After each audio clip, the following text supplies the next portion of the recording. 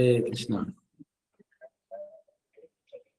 तो आइए हम सब प्रार्थना करते हैं और प्रथम स्कंद के 18वें अध्याय के श्लोक नंबर मेरे हिसाब से 47 नहीं, हम लोग को कौन सा लेना है? 46 का लेना है। 46 46 इसके पहले वाला हाँ हो गया था। ओके ठीक है, 46 से लेना। आइए हम लोग प्रार्थना करते हैं। ओम नमो भगवते वासुदेवाय। ओम नमो भगवते वासुदेवाय। ओम नमो भगवते वासुदेवाय। नारायणं नमस्कृत्य नरं चैव नरोत्तमं देवीं सरस्वतीं व्यासं ततो जयमुदीरयेत्। नष्टप्रायेषु भद्रेषु नित्यं भागवत सेवया भगवते उत्तमश्लोके भक्तिर्भवति नैष्ठिकी। कृष्णाय वासुदेवाय देवकी नंदनाय च नंदगोपकुमाराय गोविंदाय नमो नमः। हरे कृष्णा कृष्णा कृष्णा हरे हरे, हरे राम राम राम हरे हरे। ओम अज्ञानतिमिरन्धस्य ज्ञानाञ्जनशलाकया चक्षुरुन्मिलितं येन तस्मै श्रीगुरुवे नमः। नमामि विष्णुपदाय कृष्णप्रेष्ठाय भूतले श्रीमते भक्तिवेदांत स्वामिनिते नाम्ने नमस्ते सरस्वती देवे गौरवाणी प्रचारणे निर्विशेष शून्य आदि पाश्चात्य देशतारणे। जय श्री कृष्ण चैतन्य प्रभु नित्यानंद श्री अद्वैत गदाधर शिवासदि गौर भक्तवृंद। हरे कृष्णा कृष्णा कृष्णा हरे हरे, हरे राम राम राम हरे हरे। हरे कृष्णा। तो 46वां श्लोक ये प्रसंग है जहाँ पे परीक्षित महाराज ने जो है शमीक ऋषि के कंधे पे मरा हुआ सांप रख दिया, प्यास और भूख से व्याकुल होते हुए। और जब देखा कि कोई ऋषि मुनि रिस्पांस तक नहीं दे रहे हैं या स्वागत तक नहीं कर रहे हैं, दो मधुर शब्द तक नहीं बोल रहे, तो गुस्से में आके उन्होंने कर दिया। और प्रभुपाद ने हमें समझाया कि ये जो गुस्सा है ये एक ये एक्चुअली भगवान से आया वो गुस्सा था। ये भगवान चाहते थे कि आप गुस्सा हो और बाद में भागवत का उदय हो।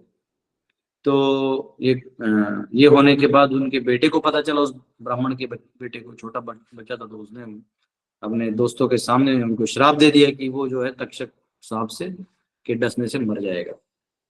तो यहाँ पे जब श्राप दे दिया तो वो आया, बाद में उसके फादर ने उसको समझाया कि एक राजा का क्या स्थान होता है, तूने बहुत बड़ी गलती कर दी है। और अपने बेटे को ऐसे नहीं कि पैम्पर किया, वेरी गुड देखा ऐसा होता है बाप का बेटा, ऐसा नहीं बोला। बोला बेटा धर्म के पॉइंट ऑफ व्यू से ये बहुत गलत है, बहुत ही गलत है। तो ऐसा उन्होंने उसको समझाया। तो अभी उसी लाइन में आगे कुछ और भी समझा रहे हैं। और ये लोग पढ़ते हैं 47वां श्लोक। मेरे हिसाब से यही था ना कल? ओके यही था 46वां श्लोक। धर्मपालो नरपति स तु सम्रांग बृहश्रवः साक्षान् महाभागवतो राजर्षिर्हयमेधयात् क्षुत्श्रमयुतो दीनो नैवास्माच्चापम् अर्हति। The Emperor Parikshit is a pious king. He is highly celebrated and is a first-class devotee of the personality of Godhead. He is a saint amongst royalty, and he has performed many horse sacrifices. When such a king is tired and fatigued, being stricken with hunger and thirst, he does not at all deserve to be cursed. तो यहाँ पे वो अपने बेटे को समझा रहे हैं कि बेटा, जो राजा परीक्षित है वो बहुत ही पायस यानी पुण्यवान राजा हैं, बहुत ही पवित्र राजा हैं।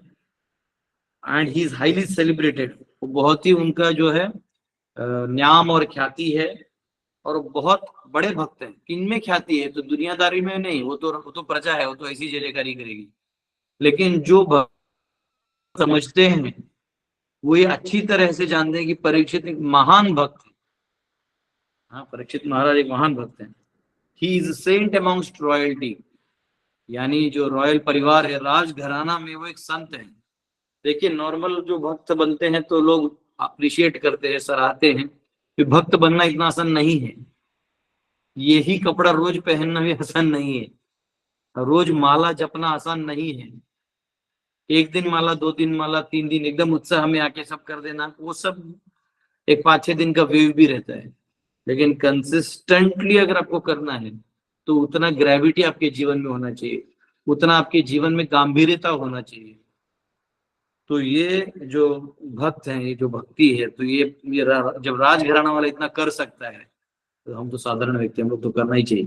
तो कह रहे राजघराना में भी ये बहुत बड़े संत हैं। And has perform many horse sacrifices, बहुत सारे अश्वमेध यज्ञ इन्होंने किए हैं। When such a king is tired and fatigued, जब ऐसा राजा थक जाए और उसको भूख प्यास लगने लगे, being stricken with hunger and thirst, जब वो भूख प्यास से व्याकुल हो जाए, he does not at all deserve to be cursed, तो ऐसा व्यक्ति को वो नहीं करना चाहिए। श्राप की जरूरत नहीं है, उसे पानी की जरूरत है। तो जितना तुमने श्राप दिया उतने में या तो पानी, वो जब आवाज दे रहे थे तब तुम पानी दे देते तो बात समझ में आती। ये जो तुम्हारा खबरी है जो ये बोल के गया कि तुम्हारे पापा का अपमान हुआ, ये क्यों नहीं बोला कि एक राजा प्यासा आया था। समाज भी बहुत दुष्ट है, लोग चाहते हैं कि कुछ तो गड़बड़ हो कुछ तो गड़बड़ होते रहे।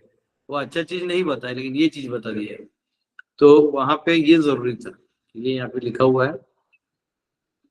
तो यहाँ पे प्रभुपाद लिखते हैं कि after explaining general codes relating to royal position and asserting that the king can do no wrong, therefore is never to be condemned, the sage Shamek wanted to say something about Emperor Parikshit specifically। तो वो कह रहे, पहले तो उन्होंने समझा दिया कि राजा को तो वैसे ही आपको बड़े स्थान में देखना चाहिए, अब उन राजाओं के बीच में परीक्षित का क्या स्थान है, ये शमीक ऋषि जी ने अपने बेटे को यहाँ बता दिया। तो a king even calculated as a king only, as was most celebrated as a ruler who administered the religious principles of the royal order। तो जो राजा हैं ये एक्चुअली ऑलरेडी जो धार्मिक शासन है इसको ला चुके हैं। और all the qualities of kshatriya mentioned in Bhagavad Gita 18.43 were present in the person of the emperor. 1843 में जो श्लोक में दिए हुए राजा के गुण, राजा गुण 1843 खोलिए तो प्रभु। 1843, 48 में तो एरर्स बताए, वर्णाश्रम में 43 में शायद क्षत्रिय का बताए। क्षत्रिय का कौन सा वर्ष है? क्षमा दमा तपा शौचम तो ब्राह्मण का है, और वाणिज्य ये सब वैश्य का है। क्षत्रिय का क्या है वो श्लोक? 1843 है किसी के पास? ओके 1843। एक्चुअली मैंने ना ये आज परपोर्ट नहीं पढ़ा, मैं आगे का पढ़ लिया, मुझे लगा ये वर्ष हो गया था एक बार। तो ये एक मिनट रो, हाँ ठीक है मैं खोल रहा था, कोई दिक्कत नहीं, मेरे को वर्ष चाहिए, वो फर्स्ट वर्ड चाहिए बस। हाँ, शौर्यम तेजो धृति दाक्षम युद्धे च अपि पलायनम दानम ईश्वर भावश्च शास्त्रम कर्म स्वभावजम। तो शौर्य यानी वो जो शूर का जो लक्षण होता है ना, वॉरियर, फाइटिंग स्पिरिट। शौर्यम तेजो, हाँ तेज होना चाहिए, जो एक होना चाहिए डिसीजिव तेज, की ज्ञान से डिसीजन लेने की, क्या सही है क्या गलत है, क्या करना है क्या नहीं है, डिसीजन। और तेज उसके पीछे का एनर्जी। धृति दाक्ष्यम, डिटर्मिनेशन, कोई भी काम करने के लिए डिटर्मिनेशन होना चाहिए, मैं करके रहूंगा। दाक्ष्यम यानी अलर्टनेस। युद्धे च अपि अपलायनम, कि भागना नहीं है आपको, जो युद्ध का भूमि है वहां से भागना नहीं है। अपलायनम। दानम, जो दान देना है वो। ईश्वर भावश्च, जो ईश्वर भाव है यानी कंट्रोलरशिप मेंटालिटी, लीडरशिप क्वालिटीज है वो। क्षात्रम कर्म स्वभावजम, ये सब जो है क्षत्रिय के गुण माने जाते हैं। तो यहाँ पे ये सब राजा में थे, जैसे आप देखेंगे तो बहुत बड़े हीरोइक व्यक्ति थे, शौर्य हीरो वाले टाइप आदमी थे। उन्होंने बहुत सारे ऐसे हीरो, मतलब क्या, हम किसको हीरो बोलते हैं? जो कुछ नॉर्मल लोगों से उठ के एक्स्ट्रा करता है उसको हीरो बोलते हैं। लेकिन अभी ये जो आजकल के सो कॉल्ड सुपर हीरोज है, ये सब इमेजिनरी हैं, और ये सब बस लाइमलाइट होता है ना, जैसे एक वीडियोस बना के और उसको एक्शन थ्रिल बना के और एनिमेशंस का इफेक्ट यूज करके, साउंड का इफेक्ट लाके वो अपने आप को हीरो की तरफ प्रमोट करते हैं। हाँ, ये असली हीरो थोड़ी है।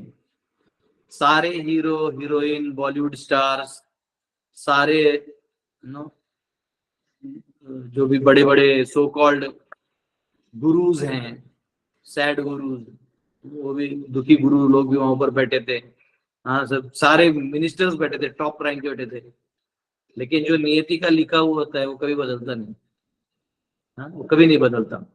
तो वो ये हीरो से कुछ नहीं होना है, हम इनको अपना हीरो तो बोल देते हैं, लेकिन हीरो जो है ना वो नियति को नहीं बदल सकता। तो असली हीरो कौन है? तो नियति को बदल नहीं रहा, जो नियति को स्वीकार करके समाज को धार्मिक आस्था में आगे बढ़ाए, वो हीरो है। और इसलिए परीक्षित महाराज हीरो हैं। तो इस प्रकार से जो क्षत्रिय गुण क्वालिटी होने चाहिए, ये सारे परीक्षित महाराज में है।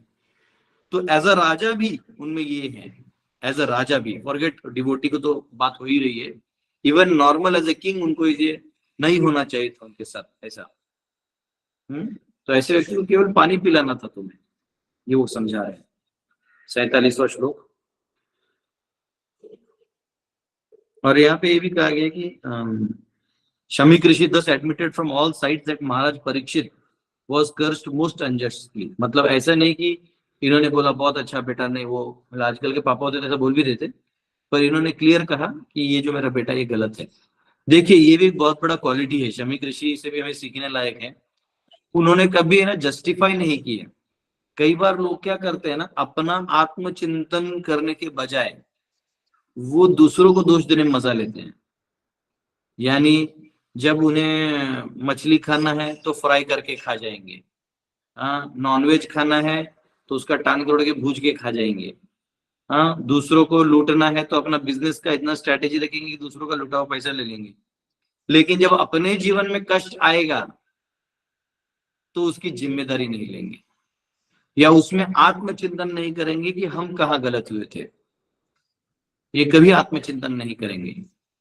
और उसके ऊपर दोष का घड़ा जो है वो किसी जो सिंपल बोलते हैं ना, जिसको कोई साधु आदमी हो या किसी को कोई सिंपल आदमी उसके नाम से फोड़ देते हैं, खुद पे कोई जिम्मेदारी नहीं लेते। लेकिन ये आगे आने वाला है, क्लियर लिखते हैं प्रभुपाद कि हर एक के साथ जो हो रहा है वो उसका उसका किया रचा हुआ है ना। तो हमको ये सोचना चाहिए कि भाई हमने कितना गड़बड़ कर दिया है कि ये सब हमें भोगना पड़ रहा है।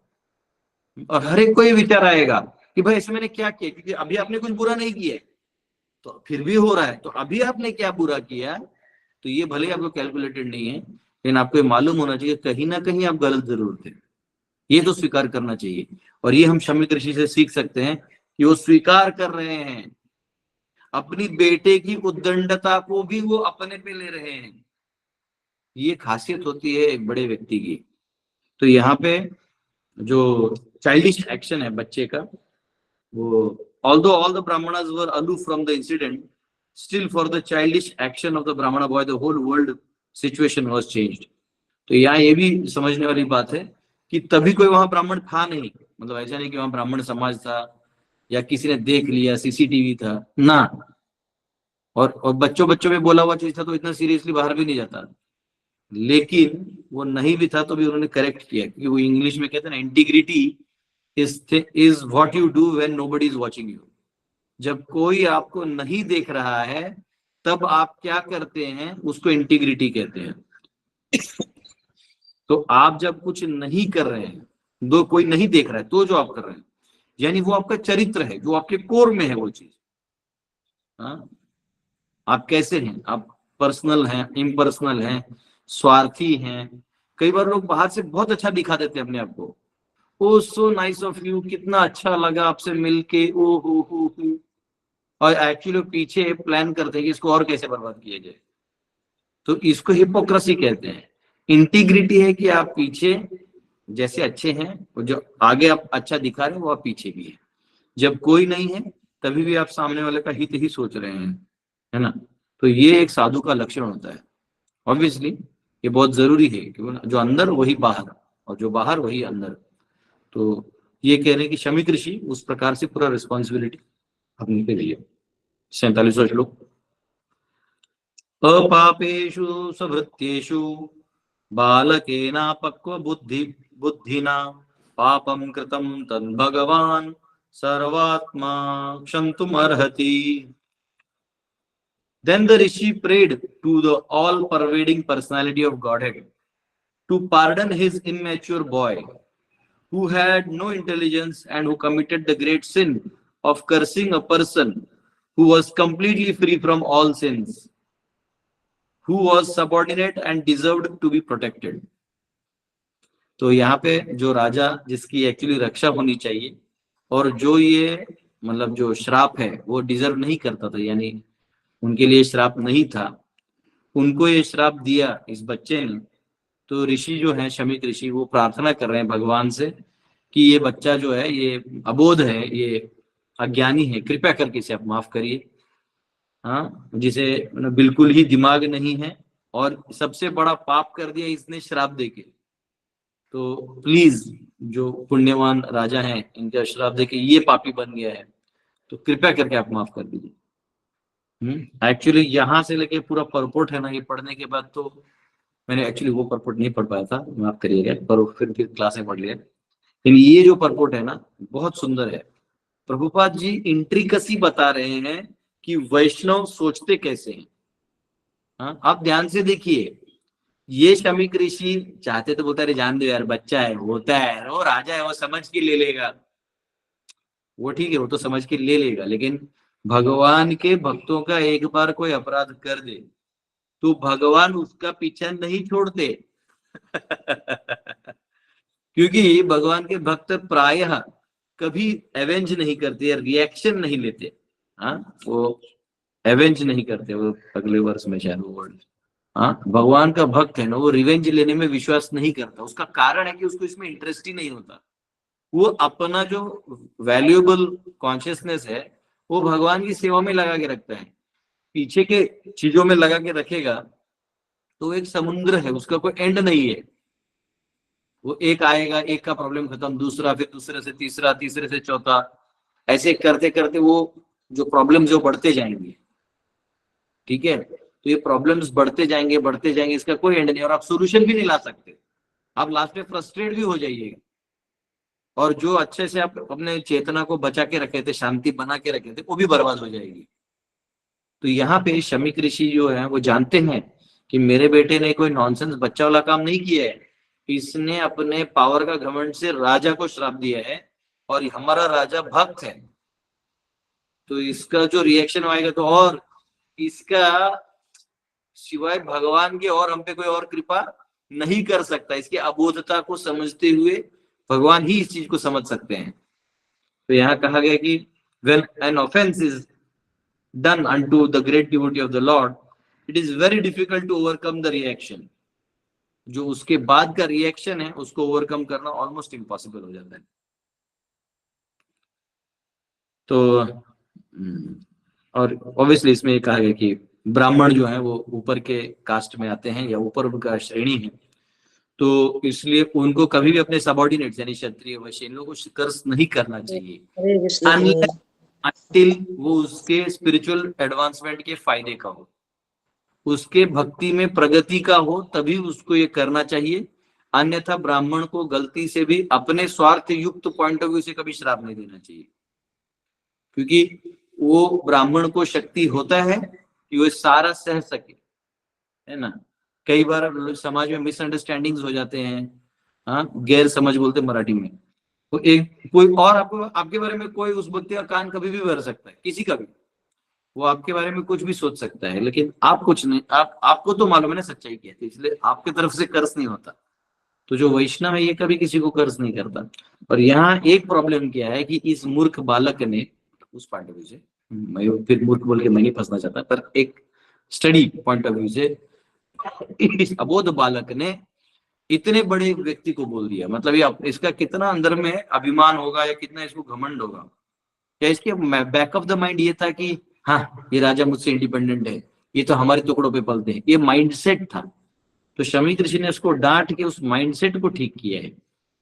तो यहाँ पे the foolish boy had done it out of sheer vanity in being a Brahmana's son, and thus he became liable to be punished by the law of God. क्योंकि भगवान तो नहीं छोड़ेंगे, भले ही ये बच्चा और वो छोड़ दे, लेकिन भगवान नहीं छोड़ेंगे। इसलिए भगवान से ही माफी मांग रहे हैं कि प्रभु प्लीज आप ये बच्चा समझ के, मतलब ये गलती हो गया और मैं जिम्मेदारी लेता हूँ। तो भगवान का एक है कि अगर उनको कोई आपके बिहाफ में प्रे कर दे तो he will hear, he likes to hear. तो ये यहाँ पे कर दिया है, खुद पिता ही जो है उसके गुरु भी हैं और पिता ही उसको अभी बचा रहे हैं, क्योंकि यहाँ लिखा therefore the Rishi could foresee only that the supreme personality of godhead could save his boy from this sinful act. इस पापमय कार्य से केवल भगवान ही उसको बचा सकते थे। तो यहाँ एक क्वेश्चन आ सकता है जो प्रपद ने भी पुट किया है कि चलो महाराज परीक्षित जो हैं इन्हें तो वैसे भी श्राप मिलना था, तो भागवतम का उदय होना था, तो ठीक है, लेकिन इस बेचारे बच्चे को क्यों फंसा दिया, इस पाप के लिए इस बच्चे को क्यों फंसा दिया? यस, कौन बताएगा आप में से? ठीक है, परीक्षित महाराज को भगवान ने इस्तेमाल किया इस लीला में, तो बच्चा तो उसके हाथ से पाप करवा लिया, अब बताइए क्यों? कौन बताएगा? सोहन जी, वो लगता है इसी हाथ ऊपर कर दिया। यस, पूजा माता। हरे कृष्णा प्रभु जी, दंडवत प्रणाम। यस प्रभु जी, जो मुझे समझ में आया ये कि जिससे उस बच्चे को भी रियलाइजेशन हो और वो आने वाली लाइफ में अपनी भक्ति को मतलब मिसयूज ना करे, बेसिकली अपनी पावर का मिसयूज ना करे, और साधनों से सही गलत राजा का क्या है कौन कैसा है वो मतलब पहचान हो सके उसको। ओके, ठीक है, थोड़ा थोड़ा एक माता जी कह रही नो वन इज इनोसेंट, कुछ ना कुछ पिछले का होगा, ठीक है।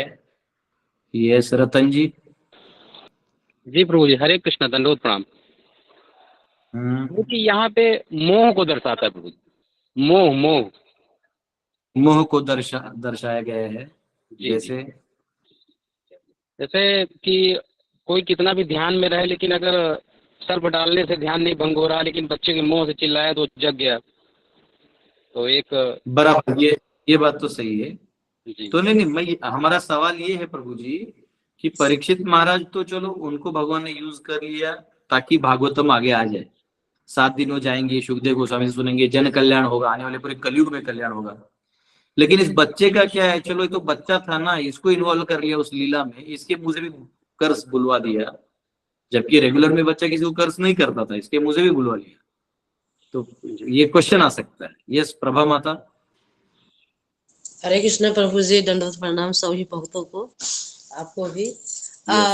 ये मेरे समझ से ये आ रहा है कि एक पिता पुत्र का फर्ज भी इसमें दर्शाया गया है, क्योंकि उनकी उम्र छोटी थी, बच्चे थे थोड़ा सा, इसलिए प्रश्न उठ रहा है उनको क्यों यूज किया गया उसमें, लेकिन उन्होंने पिता पुत्र का मुझे प्रेम इसमें दिखा, कर्तव्य दिखा। ठीक है, ओके, आप लोग नजदीक है और आपका आंसर भी ऑलमोस्ट नजदीक है, क्योंकि आप बनारस की ठंडियों में भी अपने दिमाग को सही से इस्तेमाल कर रहे हैं जहाँ मेरा नहीं चलता ठंडी में।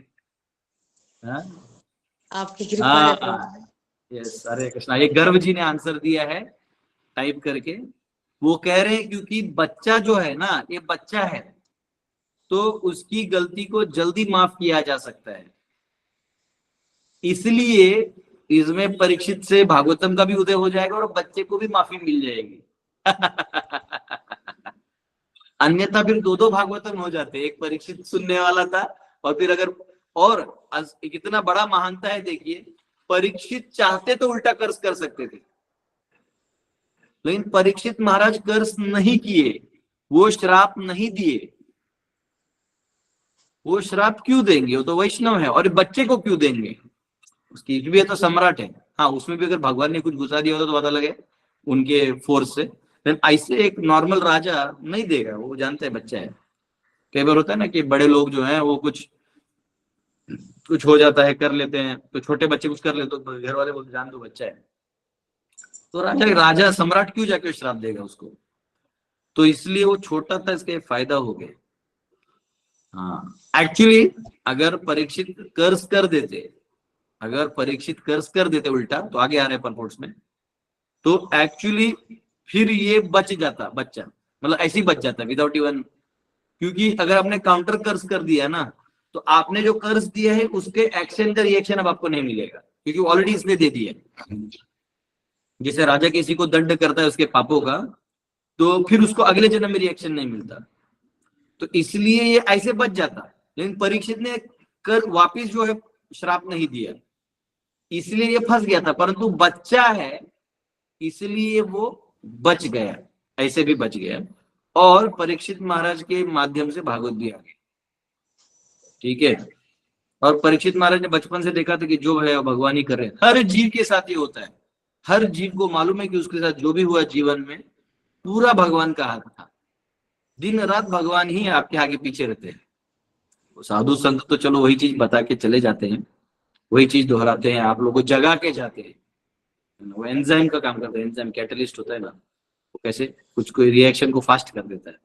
तो आप लोग सो के उठेंगे नहीं तो साधु होके ठक ठक ठक ठक मार के भगा के जाते हैं। हाँ, तो लेकिन भगवान आपके साथ सदैव रहते हैं, हर छोटे छोटे कामों में भगवान आपके साथ रहते हैं। तो ये जो रियलाइजेशन है ये परीक्षित महाराज को पूरा था कि बचपन से लेके अभी तक भगवान मेरे साथ है, और भगवान ने ही मुझे इस लेवल तक लाया है। तो हो सकता है उनकी कोई योजना हो, तो इसलिए उन्होंने रिएक्शन में कोई वो दिया नहीं कर्ज। हमको कर्ज देने की क्या जरूरत है, इसको बंदी ही बना लेते बच्चे को, उन्होंने कुछ नहीं दिया। तो इसलिए इसके फादर और टेंशन में थे कि मेरे बच्चे को कोई रिएक्टिव कर्ज नहीं दिया तो ये फंसेगा, जो कर्ज दिया वो जो लेके अगला जन्म जाएगा। तो रिक्वेस्ट करते हैं, माफी मांगते हैं भगवान से। तो यहाँ पे परपोर्ट में बहुत अच्छा स्टोरी बताते हैं प्रभुपाद जी। स्टोरी मतलब एक इंसिडेंट। वो कहते हैं कि जब भगवान वराह आए थे, तो वराह पुराण में स्टोरी आती है, तो भगवान वराह जब आए थे और असुरों को मार रहे थे, तो जो असुर थे वो भगवान से द्वेष करते थे। हाँ, लेकिन वो भगवान से मारे नहीं गए थे, इन द सेंस की वो लीला है, भगवान जिनको मारना था, ऐसे नहीं कि हर एक को मार के ही जाना है। कुछ लोगों को नहीं मारा था। तो यहाँ प्रभुपाद लिखते हैं, but were not killed by the lord, were allowed to take birth in families of brahmanas to take advantage of the age of Kali. तो क्योंकि वो असुर थे, है ना, तो भगवान ने, क्योंकि भगवान अगर मार देंगे ना तो वो तो उद्धार हो जाएगा, उसको तो सायुज्य मुक्ति ये सब मुक्तियां मिल जाएंगी। तो जिनको नहीं मारा उनका भी तो मुक्ति होना है, तो उनको कलयुग में ब्राह्मणों के परिवार में जन्म दिए।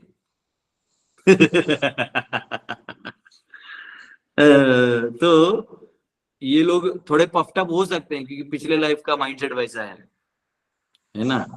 तो यहाँ वो उनको क्यों दिया है, तो उनका उद्धार तो निश्चित है, उद्धार तो होना है, पर कहाँ होगा, तो फिर ब्राह्मण परिवार में होगा, लेकिन कलयुग के समय में होगा। तो उससे उनको जो है, जो आगे जाके अपने प्रोग्रेस कर सके, इसलिए भगवान ने वो मौका दिया है, so that they could progress toward salvation, ताकि वो प्रोग्रेस कर पाए। इसलिए कलयुग में जो ब्राह्मण होते हैं ना, ये कई बार पाप करने से हिचकिचाते नहीं। कई बार लोग पूछते हैं ना कि ये ब्राह्मण है प्रभु जी, कैसे मुर्गा चबा जाता है, पूरा बॉटल का बॉटल गटक जाता है। अरे भाई, पिछले जन्म का उसका बैकग्राउंड म्यूजिक अलग है, उसका अलग ही म्यूजिक बज रहा है। इस जन्म में वो ब्राह्मण कुल में जन्म ले लिया है, तो इधर का पायस शरीर है, आप पापी मन है। तो ये बहुत उद्धार करने के लिए बहुत जरूरी है कि उसका उसको भी भगवान उद्धार करते, क्योंकि अवतार लिए तभी कुछ लोगों को नहीं मारे थे, तो वैसा है। But the demons instead of utilising the good opportunity misused the Brahmanical culture due to being puffed up by vanity in becoming Brahmanas. और इसका फायदा उठाने के बजाय वो ऐसे कार्य करेंगे तो ये फंसे रहेंगे। ठीक है, ये 48वां श्लोक ले लेते हैं, क्योंकि ये वही लाइन में जो मैंने अभी बोला, इसमें कोई एक्स्ट्रा नहीं बोला है, तो बस वर्स ले लेते हैं। तिरस्कृता विप्रलब्धा शब्दा क्षिप्ता हता अपि नास्य तत्प्रतिकुर्वन्ति तद्भक्तः प्रभवोपिहा प्रभवोपिहि। The devotees of the Lord are so forbearing that even though they are defamed, cheated, cursed, disturbed, neglected, or even killed, they are never inclined to avenge themselves. तो यहाँ कहा गया है कि जो भक्त हैं भगवान के, वो इतने दयावान होते हैं, क्षमाशील होते हैं कि अगर उनका बदनामी भी हो जाए, अगर वो बदनामी भी हो जाए, उनके साथ चीटेड यानी अगर उनको कोई धोखा भी दे दे, कर्स्ड या उनको कोई श्राप भी दे दे, डिस्टर्ब्ड या उनको तकलीफ देने में लगा रहे, निग्लेक्टेड कोई उनको छोड़ दे, मतलब ध्यान ही ना दे उसको, मतलब मरने दो उसको ऐसे टाइप, और इवन किल्ड अगर उसको मारा भी जाए, they are never inclined to avenge themselves. ये मैं जो पिछले लाइन में बोला था यहाँ है। वो मार भी दिया जाए ना तो वो रिएक्शन में नहीं बोलता है, वो रिएक्ट नहीं करता, क्योंकि उसको मालूम है ये मेरा क्या बिगाड़ लेगा, बिगाड़ा तो मैंने ही खुद का सबसे ज्यादा है। एक आचार्य हैं, उनका नाम है अनंत आचार्य। तो इनकी कथा आपने कई बार सुनी होगी। श्रीपाद रामानुचार्य के शिष्य थे। तो जब श्रीपाद रामानुचार्य ने पूछा कि वहां पहले जो आज बालाजी तिरुपति आपको दिख रहा है वो पहले वैसे नहीं था, पहाड़ था और भगवान का सेवा हो नहीं रहा था, तो कौन सेवा करेगा? तो सन्यासी में से कोई जा नहीं रहा था, क्योंकि ऊपर पहाड़ में कौन रहेगा, तप कोई करना नहीं चाहता। तो उन्होंने बोला जो भी करेगा उसको मैं पर्सनली गोलोक ले जाऊंगा, तो पर्सनली जो वैकुंठ ले जाऊंगा। तो सीधा अनंत आचार्य ने हाथ पर कर दिया, गृहस्थ थे, हाथ ऊपर कर दिया। तो बोले गुरुजी अगर आपका संग मिलेगा तो मैं कुछ भी करूंगा। तो अपनी पत्नी को लेके चले गए पहाड़ पे और खोद खोद के गार्डन वार्डन बना। आज भी आप तिरुपति जाएंगे तो पीछे अनंत आचार्य का गार्डन है, आप लोग कभी दर्शन कर सकते हैं। तो अनंत आचार्य का बहुत सारी लीलाएं हैं। तो उसमें एक बार क्या हुआ कि उनको सांप ने काट लिया, कोबरा टाइप था, वो खेती के कुछ कर रहे थे खेत में, अब कोबरा काट लिया। कोबरा काट लिया तो कुछ नहीं किया, अपना काम चालू रखे। जनरली कोबरा काटे तो अल्लाह मच जाता है, कुछ भी नहीं, अपना काम चालू रखे। जब काम चालू रखे तो उधर भगवान नारायण वैकुंठ स्वयं आ गए। हाँ, वेंकटरमणा गोविंदा गोविंदा, भगवान आ गए। और भगवान आए, बोले अरे अनंताचार्य, अरे तुम क्या कर रहे हो, तुम ऐसे जाओ ट्रीटमेंट लो नहीं तो मर जाओगे। तो वो कह रहे हैं कि प्रभु देखो, अगर मैं चला गया, अगर इसका विष जो है वो मुझ पे काम कर गया तो मैं तो आपके धाम आऊंगा, तो वहां आपकी सेवा कर लूंगा। और अगर इसका विष नहीं चढ़ा तो मैं आपको यही सेवा करूंगा। और इसमें से ज्यादा चांसेस है कि ये विष मुझ में नहीं चढ़ेगा, क्योंकि मैं खुद ही इतना विषैला हूं, मेरे मन में इतने सारे विष भरे हुए हैं भोग वासना के, कि इस सांप का एक विष क्या कर लेगा मेरे। ये हमारे वैष्णव आचार्यों का दर्शन है। हमारा तो है कि व्यास आसन पे बोल देते हैं we are not this body, we are soul. सांप आती तो ये हमारा हालत है। छोटा सा प्राणी देख के या कुछ देख के हम लोग इमीडिएटली डर जाते हैं। लेकिन यहाँ देखिए, ये अनंत आचार्य पूरा लाइफ डेडिकेट कर दिया इन्होंने। और याद रखिए कि उन्होंने अपने गुरु को लाइफ डेडिकेट किया, उतने कमिटमेंट की वजह से उनका किनका दर्शन हुआ, भगवान का दर्शन रेगुलर होता था। बहुत सारी लीला करते थे अनंत आचार्य के साथ। तो ये देखिए, तो एक्चुअली कई बार लोगों को लगता है कि मैं ऐसा भजन करूंगा या करूंगी कि भगवान स्वयं प्रकट हो जाएंगे। नहीं नहीं नहीं, आपको भजन करना है वो भी गुरु के आदेश समझते हुए। ये गुरु का आदेश है, ये हमारे गुरु ने आदेश दिया हुआ है। और उनकी प्रसन्नता के लिए जब कार्य करेंगे ना, तब जाके आपको भगवान के दर्शन होंगे। आप ये सोचेंगे कि मैं तो मीराबाई बन गई, अब तो मैं मेकअप कर लिया, आई लाइनर लगा के, नाक में अच्छे नथनी महंगा वाला, कान में बाली, और मैंने वही साड़ी पहन ली जिस कलर का राधा रानी ने आज ड्रेस पहना है, तो हरी बोल, मैं बहुत बड़ी भक्त हो गई। तो बड़ी भक्त नहीं होता है व्यक्ति, बड़ा भक्त होता है जब वो गुरु उसको निष्ठा से समर्पण करता है, अपनी फ्री विल को समर्पण करता है और आदेश में काम करता है। तो जो मिशन होता है उसको काम जब करता है तो भगवान तब प्रसन्न होते हैं। अन्यथा फिर वो ऐसा आपको इमेजिनरी नहीं रहना चाहिए, है ना। कई बार लोग ऑनलाइन में भी कई गुरु बना लेते हैं, उनसे सुन लेते हैं, हाँ बड़ा मजा आया प्रभु जी, क्या कथा करते हैं। और समर्पण आजकल समय कहाँ होता है, आप तो जानते ही है। समर्पण करना नहीं है, अब फल चाहिए पूरा, तो ये मजाक तो है नहीं। आप देखिए कितना सेंसिटिव चीजें चल रही है।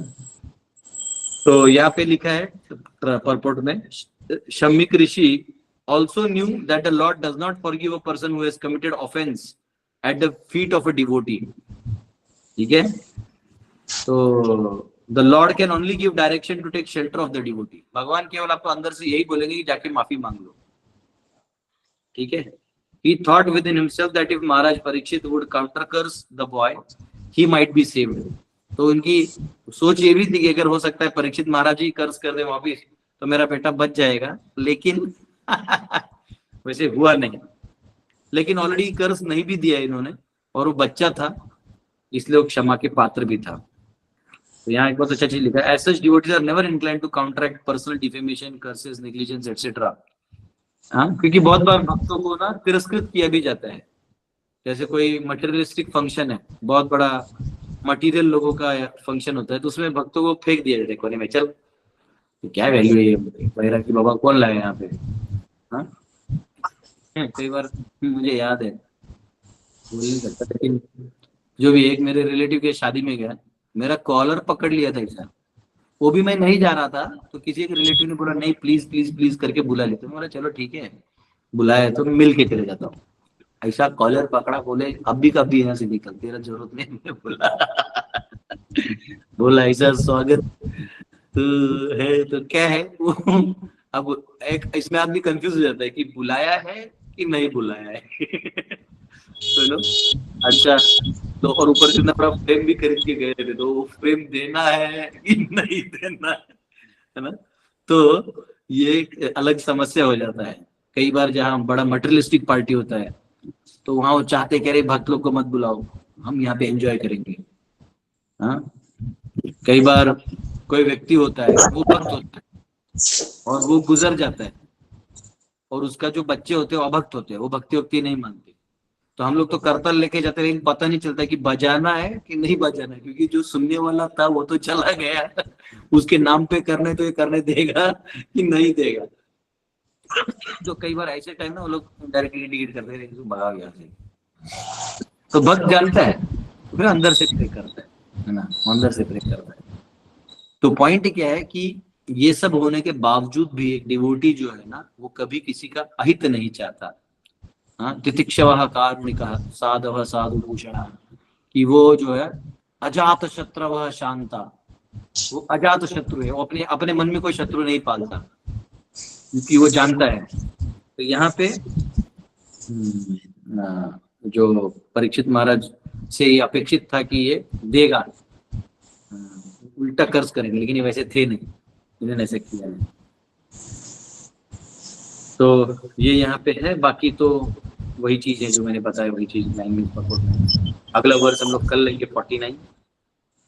ओके, किसी का कोई क्वेश्चन है आप पूछ सकते हैं।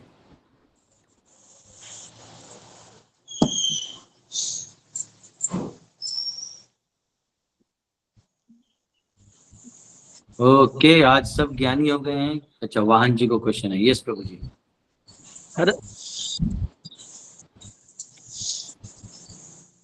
हरे कृष्णा प्रभु जी, दंडवत प्रणाम।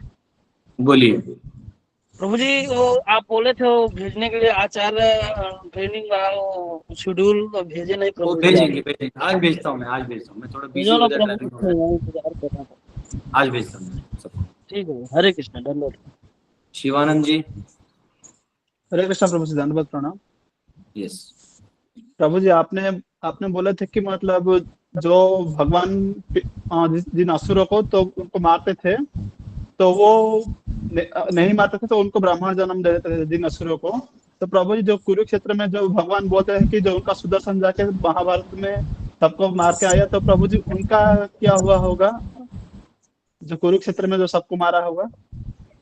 कुरुक्षेत्र में तो सबको मार दिया ना, वहां बचा ही नहीं कोई। प्रभु जी, उनका मतलब मोक्ष हो गया या फिर उनको फिर दूसरा? नहीं, महाभारत में जितने भी युद्ध किया दोनों साइड से, सब मुक्त हो गए। जी प्रभु जी। और प्रभु जी, जो गजेंद्र मोक्ष के दौरान भी वो जो कुंभी था, वो क्रोकोडाइल था, तो प्रभु जी उसका क्या हुआ? उसको भी तो भगवान ने मारा था, लेकिन उसको जो गजेंद्र मोक्ष के दौरान जो क्रोकोडाइल को भगवान ने मारा था, वो भी मुक्त हो गया। वो भी मुक्त हो गया। जी प्रभु जी। भगवान का दर्शन समझ रहे हो? अभी इधर ऑनलाइन में अगर भगवान आगे कहीं लॉगिन कर दिए तो हम सब मुक्त हो जाएंगे। जी प्रभु जी। देखो जब कोई भिक्षुक आता है तो उसके हाथ में जो गिरता है ना, वो सामने वाले का उदारता दर्शाता है। कोई 1 रुपए देता है, कोई भगा देता है, कोई 10 रुपए देता है, कोई 1000 रुपए देता है, अरे जाओ खुश है। कोई उसको फ्लैट दे दिया, बंगला दे दिया, गाड़ी दे दिया, नौकर दे दिया, तो उसका उदारता दिखता है। तो भगवान महा उदार है, मतलब भगवान के जैसे कोई उनके समय उदार भी नहीं है। तो भगवान तो ऐसे है कि सब कुछ दे देते हैं। तो अगर वो आ गए और आपने मन में इच्छा भी कर ली उनके सामने, तो फिर वो दे देते हैं। ऐसा। प्रभु जी वैसे भी हम लोग मुक्त हो गए हैं। हाँ। ऐसे सुनते जाएंगे तो मुक्त है तो आपके अंदर भगवान है, हरि को। अरे बाप रे बाप, मरवाएगा तुम मुझे। प्रभु जी हरे कृष्णा। जी माता जी, प्रभा माता जी को बोले दीजिए। वो माता जी वो भी नई नई आई ना, तो वो है पुरानी, पर वो म्यूट नहीं कर रही है। तो यस माता जी। प्रभु जी दिखते नॉर्मल है, लेकिन हम समझ नहीं सकते प्रभु जी हैं क्या। अटैचमेंट वो है, भगवान का ज्यादा कृपा उन पर है, जो बार बार हम लोग बहुत दिन के बाद भी हो ही जाते हैं अटैच, क्योंकि मन में हमेशा वो चीजें रहती है। तो प्रभु जी को समझना बहुत बड़ी बात है, जैसे भगवान को हम नहीं समझ सकते। ऐसा मत बोलिए, मेरे को टेंशन आ रहा है। ठीक है। प्रभु जी एक क्वेश्चन ये है कि हमें एक चीज धर्म संकट में हमेशा डालता है। जो कोई भिक्षुक आता है तो हमें शुरू से हैबिट है कि इनको कुछ दो लेकिन हटाओ नहीं। बच्चों को भी मैं यही देती हूँ कि कौन किस वेश में आता है, चाहे नहीं आता है, उसकी जो भी स्थिति हो, हमारे दरवाजे पे आया। लेकिन आजकल जो लोग स्मोकिंग करते हैं, क्या करते हैं, तो लक्ष्मी देने में थोड़ा डरते हैं, और खाना के लिए तुरंत मैं बोलती हूँ कि खाना चाहिए तो हम देते हैं, या कुछ और मतलब ले लो, चावल वगैरह ले लो, तो मना करते हैं। तो ये धर्म संकट हमको बड़ा लगा रहता नहीं, है। पैसा नहीं दीजिए ना। देखिए, भिक्षा उसको क्यों चाहिए? भिक्षा मांगने का अधिकार केवल दो लोगों को है।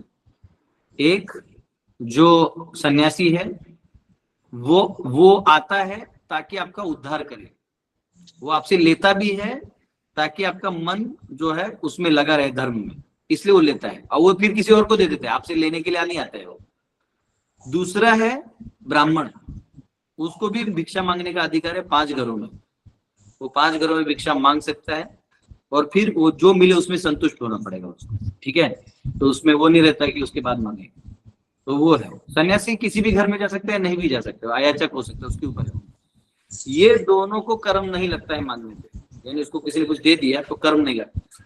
इनके अलावा जो मांगे, चाहे वो भिखारी हो, चाहे वो नॉर्मल आदमी हो, कोई भी हो, इन सबको कर्म का रिएक्शन लगता है। जिसके घर का लिया है उसका कर्म का रिएक्शन लेना पड़ता है। ठीक है, तो ये सबको लेना पड़ता है। तो ये जो ले भी रहे ना भिखारी पैसा, तो अगर आपने दे भी दिए तो वो अब समझे कि आपने उसको दान नहीं दिए, वो मजबूर नहीं है ना। जो मजबूर है उसको आपने जो किया वो सहायता है, वो दान नहीं है। सहायता अलग होता है, दान अलग होता है। दान केवल ब्राह्मण और सन्यासियों को ही जाता है, जो बाकी है वो सहायता है। कई बार लोग बोलते हैं अरे हम यहाँ नहीं देंगे, हम गरीबों में बांटेंगे। तो गरीबों में उसको दान नहीं कहा गया, उसको सहायता किया जाता है कि बाबा अब लोगों के पास नहीं है कुछ खाने को। अभी मैं मुंबई कल गया था, कल मुंबई आया था, तो एक जगह में क्लास दे रहा था, तो वो साइड वाले माता जी पहचानते प्रभु जी, तो उन्होंने प्रसाद के लिए बुला लिया। तो मेरे पास भी टाइम कम था, मैं फटाफट प्रसाद करके कर रहा था।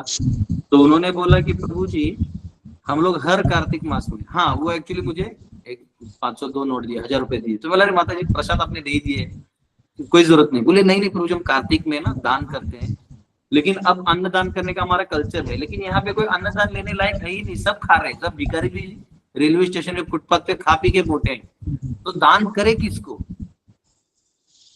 मजबूर है कौन?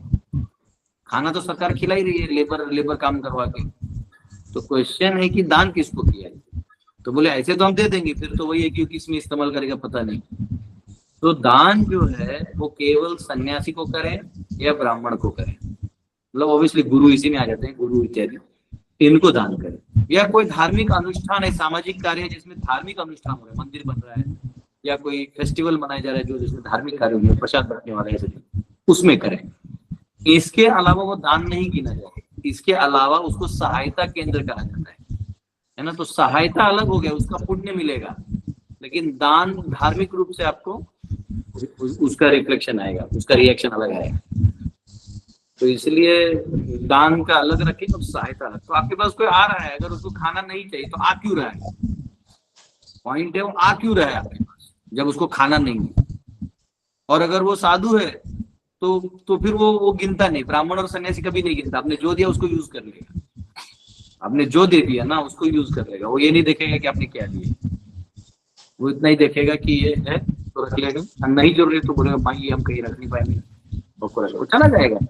तो ये जो है ना ऐसे ऐसे लोगों से होता है। हाँ, फिर तो वहां क्या है कि हमारी दान देने की प्रवृत्ति खत्म ना हो, इसलिए जो भी 1 रुपए 5 रुपए दे सकते देखे, टाटा कर देते। नहीं तो बाद में क्या होता है ना, वो कठोरता हमारे हृदय में आ जाता है, नहीं देने वाली कठोरता। और ऐसा जरूरी नहीं कि वो गांजा ही पिएगा, कई बार लोग जो है, और अगर वो भीख मांग भी रही है, हालत हो गया मनुष्यों का, तो कहीं ना कहीं सोचना चाहिए कि हमने जिनको वोट दिया वो अपना काम तो कर नहीं रहे, तो कहीं ना कहीं भी समझना होगा। एनीवेज, हमारा पांडव सेना का फर्स्ट मोटो होगा नो भिखारीज, भिखारी है ही नहीं। जिस शासन में होगा उस राजा को ही हम बर्खास्त कर देंगे। हरे कृष्णा प्रभु जी, हरे कृष्णा। हरे कृष्णा। यस, रेणु माता। हरे कृष्णा प्रभु जी, दंडवत प्रणाम। प्रभु जी, जैसे आपने भी बताया कि कुरुक्षेत्र में भगवान के जैसे दर्शन करते हैं तो मुक्त हो जाते हैं, राइट? तो मैं पहले इसी बात को मानती थी बचपन में, फिर बाद में मैंने थोड़ा बड़ा हुआ तो नामदेव जी की मूवी देखी थी मैंने। तो उसमें ये था कि विठल भगवान आए, उन्होंने बोला कि वसोवा के पास जाओ गुरु, वसोवा के पास जाके ज्ञान लो। उन्होंने बोला जब आप मेरे साथ है तो मुझे किसी की क्या जरूरत है। तो उन्होंने बोला नहीं, आप ज्ञान लो चाहे जो भी हो।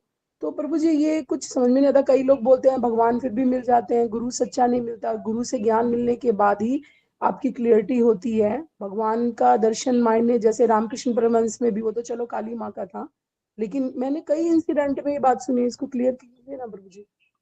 नहीं नहीं नहीं, देखिए ऐसा है, बेसिकली क्या है, इसमें एक बैंडविड्थ है, ठीक है।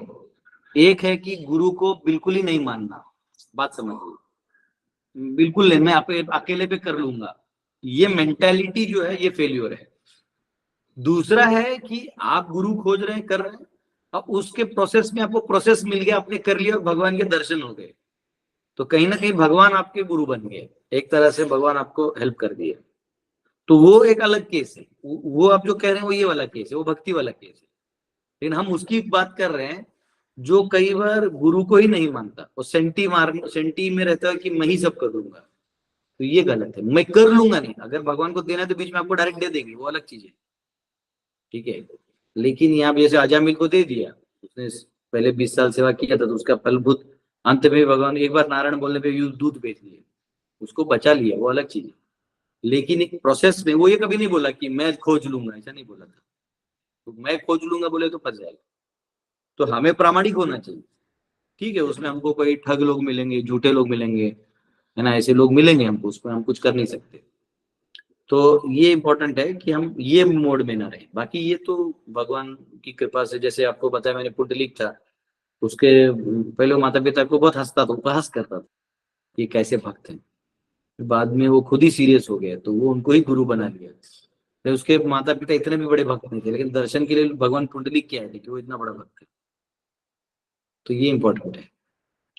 तो वो जज करना मुश्किल है, पर हमको अपने पे नहीं लेना चाहिए करते मैं करके दिखा दूंगा, ये वाला पार्ट जो है वो नहीं होना चाहिए। आपको सरेंडर्ड मोड में होना चाहिए, क्योंकि कहीं ना कहीं आप किसी से तो सुनते ना, जैसे आपने नामदेव महाराज को ही सुन लिया, तो नामदेव एक डायरेक्ट तरह से आपके गुरु बन गए।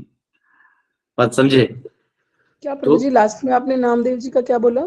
आपने नामदेव जी के बारे में सुना, तो भगवान ने आपके नामदेव का जीवन चरित्र आपके सामने लाया, तो उससे आपने सीखा, तो एक इनडायरेक्टली नामदेव जी आपके गुरु तो बन गए ना जी। ऐसा है वो। जैसे अवधूत ब्राह्मण ने 24 गुरु बनाए थे, तो बनाए नहीं, कोई गुरु बनाए नहीं जा जाके, ऐसे नहीं कि अजगर को बोले आजा मुझे दीक्षा दे दे, ऐसे नहीं सर। गुरु का मतलब होता है जो आपको भगवान से जोड़ दे वो। तो उन्होंने अजगर को देखा तो उनसे उनको सीख मिली, तो वो गुरु हो गया। उन्होंने तो वेश्या पिंगला जैसे वेश्या से भी गुरु, उसको भी गुरु बना लिया। तो जिसको मुक्त होना है वो किसको भी, वो कहीं से भी प्रामाणिक रहेगा तो भगवान ज्ञान दे देंगे, और नहीं होगा तो फिर वो कितना भी बड़े महल में रहे और बड़े 10,000 स्कॉलर्स भी हो, वो भक्त नहीं बनेगा। जी प्रभु जी, thank you. Hare Krishna. Yes, Shubham ji. Hare Krishna प्रभु जी, दंडवत प्रणाम। धन्यवाद प्रभु धन्यवाद। प्रभु जी, मेरा ये डाउट था कि प्रभु जी जो मुक्त व्यक्ति होता है और जो भक्त व्यक्ति होता है, वो क्या दो अलग चीज हैं? जो मतलब वो कहाँ जाते हैं? कि मुक्त आदमी क्या वैकुंठ जाता है और कौन गोलोक जाता है? ये मेरे को ये पहला डाउट है प्रभु जी।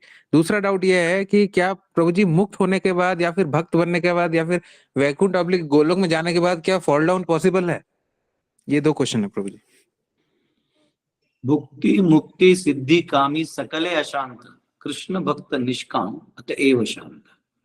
तो भुक्ति मुक्ति भुक्ति मुक्ति यानी जो भोगी है ना, ये हमेशा भोग के पीछे भाग के अतृप्त रहता है। भुक्ति मुक्ति, कोई मुक्त भी हो जाए तो मुक्त के ना अलग अलग लेवल्स हैं। मुक्त का मतलब है जैसे आपको कोई बांध के रखा है, तो आपको इस शारीरिक रूप से वो कोई रस्सी छोड़ दे तो हाँ मैं मुक्त हो गया। या आपके ऊपर कोई जिम्मेदारी है कि ये मेरे बेटे की शादी करानी है, बेटी की शादी करानी है, और आपके सर पे टेंशन है, और जब वो शादी हो जाती है तो एक बर्डन आपसे रिलीव हो जाता है। तो रिलीफ ऑफ सर्टन बर्डन जो है, तो मेंटल हो सकते हैं, फिजिकल हो सकते हैं, इंटेलेक्चुअल हो सकते हैं, वो रिलीज है। कभी कभी कोई इक्वेशन है मैथमेटिक्स का आपसे नहीं सॉल्व हो रहा है, तो लास्ट में कहीं से मिलता है, वो सॉल्व हो जाता है। हो तो एक्चुअली बंधन में आप घुसे थे और उसमें आप ही निकले, तो इसको बोलते हैं मुक्ति।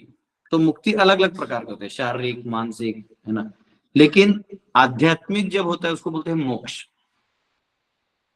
मोक्ष यानी स्पिरिचुअल एलिवेशन। तो वो हाईएस्ट मुक्ति है। मुक्ति at its peak is called मोक्ष। तो मुक्ति जो है वो छोटे छोटे चीजों में हो सकता है, लेकिन कई बार जो नॉर्मल लोग हैं वो मोक्ष, नॉर्मल चीजों को भी मोक्ष ही बोल देते हैं। अरे मेरा गरीबी हट गया, आप मुझे तो मोक्ष मिल गया, तो वो बोलते पर आइडियली दैट इज मुक्ति। और मोक्ष जो है वो स्पिरिचुअल लाइन में वर्ड्स आते यूज होते हैं।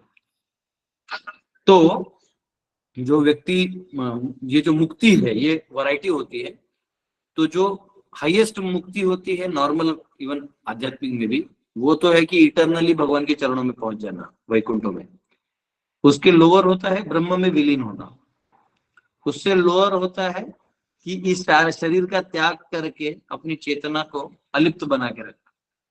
चौथा होता है यहाँ पे सुपर कंट्रोलर बनना, फिर ऐसे चलते रहता है। तो जो हाईएस्ट है वो जो है भगवान के चरणों में इटरनली सेवा करना, वो हाईएस्ट है। बच्चा, आपका दूसरा क्वेश्चन है कि एक बार कोई गोलोक चले जाए तो नीचे आएगा क्या? एक्चुअली एक बार किसी ने आग में हाथ डाल दिया बच्चे ने, और दूसरी बार नहीं डालता। यद गत्वा न निवर्तन्ते तद धाम परमम मम। ठीक है, तो एक बार आपने करेले का जूस पी लिया तो आप उसको वापस थोड़ी पीने वाले। तो सेम वे, एक बार कोई संसार के द्वंद्वों में फंस के निकल गया तो भयावह चीज है, तो फ्री में डरावना है। डर भी यही का है और कंसेप्ट्स भी यही के, तो यही कहीं फंसा रह जाता है। तो वहां से जब वो निकलता है ना, बोलते भाई नहीं जाना है हमको वापस। कई बार आप किसी आदमी को मिलते हैं, वो इतना तकलीफ में दे देता है आपको कि बोलते हैं भाई उस आदमी को नहीं मिलना है, मैं भूखा रह जाऊंगा लेकिन उसको नहीं मिलूंगा। ये ऐसा वाला हालत है, तो व्यक्ति हो जाता है। तो प्रभु जी, जो महाभारत में जितने भी सैनिकों ने लड़ाई की और जिन्होंने भगवान के दर्शन किए, तो उनको किस लेवल का मोक्ष मिला प्रभु जी? ये पहला क्वेश्चन। और दूसरा क्वेश्चन, जो आप कह रहे हैं कि जो दोबारा नहीं जाता, तो अभी जो रिसेंटली तुलसी शालिग्राम विवाह हुआ था, उसमें एक लेक्चर में बताया कि लाइक तुलसी महारानी एक जीव थी, एक गोप था उधर, वो एक जीव था। तुलसी महारानी को फिर वो मतलब भगवान के प्रति ऐसा फीलिंग्स है, उनको राधा रानी से साथ मिला, फिर वो यहाँ पे मतलब वृंदा के नाम पे जन्म लिया, और गोप था वो जलंधर। उसमें क्वेश्चन क्या है? तो प्रभु जी वो लोग भी तो गोलोक धाम में थे, तो फिर उनका मतलब फिर भी कैसे उनको फिर जन्म लेना पड़ा? जब तुलसी महारानी आती हैं तो वो लीला के तौर पे होता है। ठीक है, she comes by her own sweet way for the pleasure of the Lord. और वो आते रहती हैं, ऐसे नहीं कि अभी आई तो बाद में नहीं आएंगी। और तो वो अपनी इच्छा से आते हैं, उसमें मुझे प्रॉब्लम नहीं दिख रहा। जो बचे महाभारत में लोग हैं, इनको 5 प्रकार की मुक्तियां होती है, सायुज्य, सारूप्य, सामीप्य, साष्ट्री, सालोक्य। तो उसमें जनरली जो भगवान को अपना दुश्मन मानते हैं उनको सायुज्य मुक्ति मिलता है, और जो भगवान को अपना मानते हैं उनके, वो तो खुश है कि यहाँ युद्ध कर रहे लेकिन यहाँ भगवान का दर्शन हो रहा है। तो जो प्रीतिपूर्वक दर्शन किए हैं तो उनको फिर वो स्थान मिलेगा, वैकुंठ में स्थान मिलेगा। उसमें भी ऐसा नहीं कि गोलोक में मिलेगा, गोलोक भी, वैकुंठ भी अनलिमिटेड है, तो उसमें उस व्यक्ति का क्या भाव है वहां वो प्रवेश करेगा, ऐसा है। Understood Prabhu ji. Hare Krishna Prabhu ji, thank you. Okay, yes, हमारी ग्लोबल माता।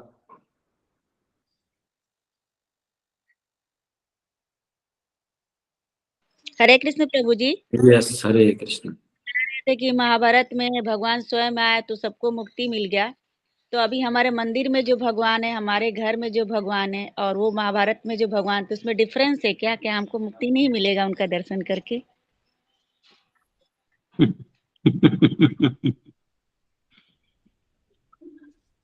आप मुक्ति चाहती है कि भक्ति चाहती है? भक्ति चाहते हैं, मतलब कहने का मतलब कि दोनों भगवान में डिफरेंस है क्या? डिफरेंस क्यों रहेगा? भगवान तो एब्सोल्यूट है, वही है, वो वही है। आप क्या चाहती है? आप मुक्ति चाहती है, भक्ति चाहती है? हम तो भक्ति चाहते हैं, हम ऐसा नहीं चाहते तो कि फिर मुक्ति मुक्ति की हम चिंता क्यों करें? नहीं, मेरे को लगा कि वही है। मुक्ति की हम चिंता ही क्यों करें? हम कह रहे हैं जब आपको भक्ति चाहिए तो आपको मुक्ति की मुक्ति की चिंता ही क्यों है?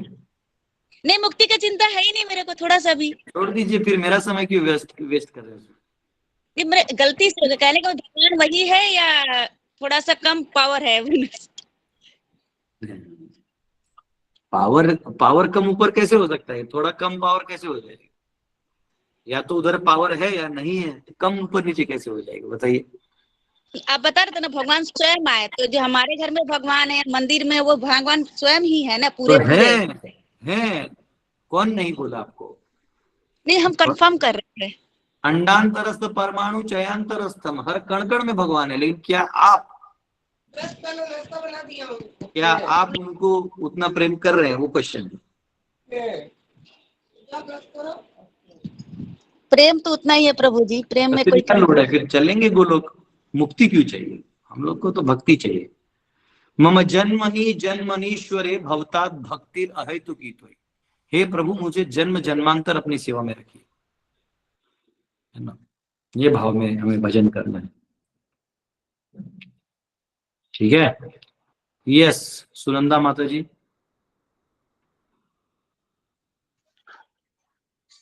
हरे कृष्णा प्रभू जी, दंडवत प्रणाम। दंडवत दंडवत। प्रभू जी, भक्ती कशी करायची? भक्ती अशी सहजासहजी मिळत नाही ना. आता काय, माझा हा प्रश्न आहे. आणि अजून एक दुसरा प्रश्न आहे की मंदिरात आपण सगळीकडे जातो, वेगवेगळ्या मंदिरात जातो, तर लोक काय म्हणतात, तुम्ही किती वर्षापासून, भक्त लोक म्हणतात, तुम्ही किती वर्षापासून भक्तीमध्ये आहात, इस्कॉन मध्ये आहात किंवा भक्ती करताय, मग तुमची दीक्षा का नाही झाली?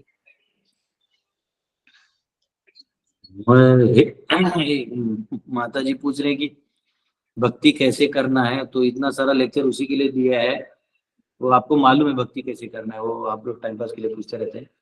और दूसरा है कि लोग पूछते हैं कि आपका दीक्षा नहीं हुआ, तो उसका जवाब आपको ही देना है, हमको कैसे पता? आपका दीक्षा नहीं हुआ तो उसका कोई कारण होगा, तो वो बता दीजिए कि ऐसा था, हम यहाँ थे, फिर यहाँ से यहाँ आए। दीक्षा नहीं हुआ तो खत्म, उसमें क्या प्रॉब्लम? दीक्षा एक फॉर्मेलिटी है, नहीं हुआ तो नहीं हुआ, उसमें क्या? भक्ति तो चालू हो रहती है ना। भक्त तो हमेशा भगवान से कनेक्टेड ही रहता है ना, तो उसमें बड़ा बात नहीं है। लोग पूछ रहे तो जवाब दीजिए उनको, हमको कैसे पता रहेगा? ऐसे तो हर एक का अपना केस है ना, आप बस जवाब दीजिए उनको, जो आपका है, आपका स्टोरी बताइए। उनको बोलने का, आयो, आओ, बैठो, आओ। अब बैठा के उसको अच्छे से समझाओ 10-12 घंटा, तो उसके बाद वो जिंदगी में कभी नहीं पूछेगा कि माता जी आपका दीक्षा क्यों नहीं हुआ। प्रभू जी, मग मायेमध्ये हाँ, म्यूट हो गया, म्यूट जा रही, म्यूट हो गया, आई। मायेमध्ये जातात ना, मग भक्ती तर आपण करतो, मनापासून करतो, मग हे असे लोक सांगतात ना, मग ते कन्फ्युज होतं की आपण तर चांगली भक्ती करतो आणि ह्यांना उत्तर देताना आपलं आयुष्यात जायचं, त्यापेक्षा आपण भगवंतांना स्मरण त्याचं ध्यान केलेलं. इसलिए हमको जवाब नहीं देना है, जवाब उसको देना है जिसका उससे उसको फायदा हो, है ना?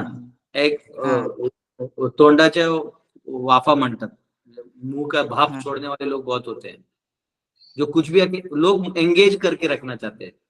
हमको कुछ बताइए, मनोरंजन करिए हमारा। लोग एक जगह बैठ के, प्रभु जी आपके बारे में बताइए। अरे भाई तू क्या कर लेगा सब समझ के?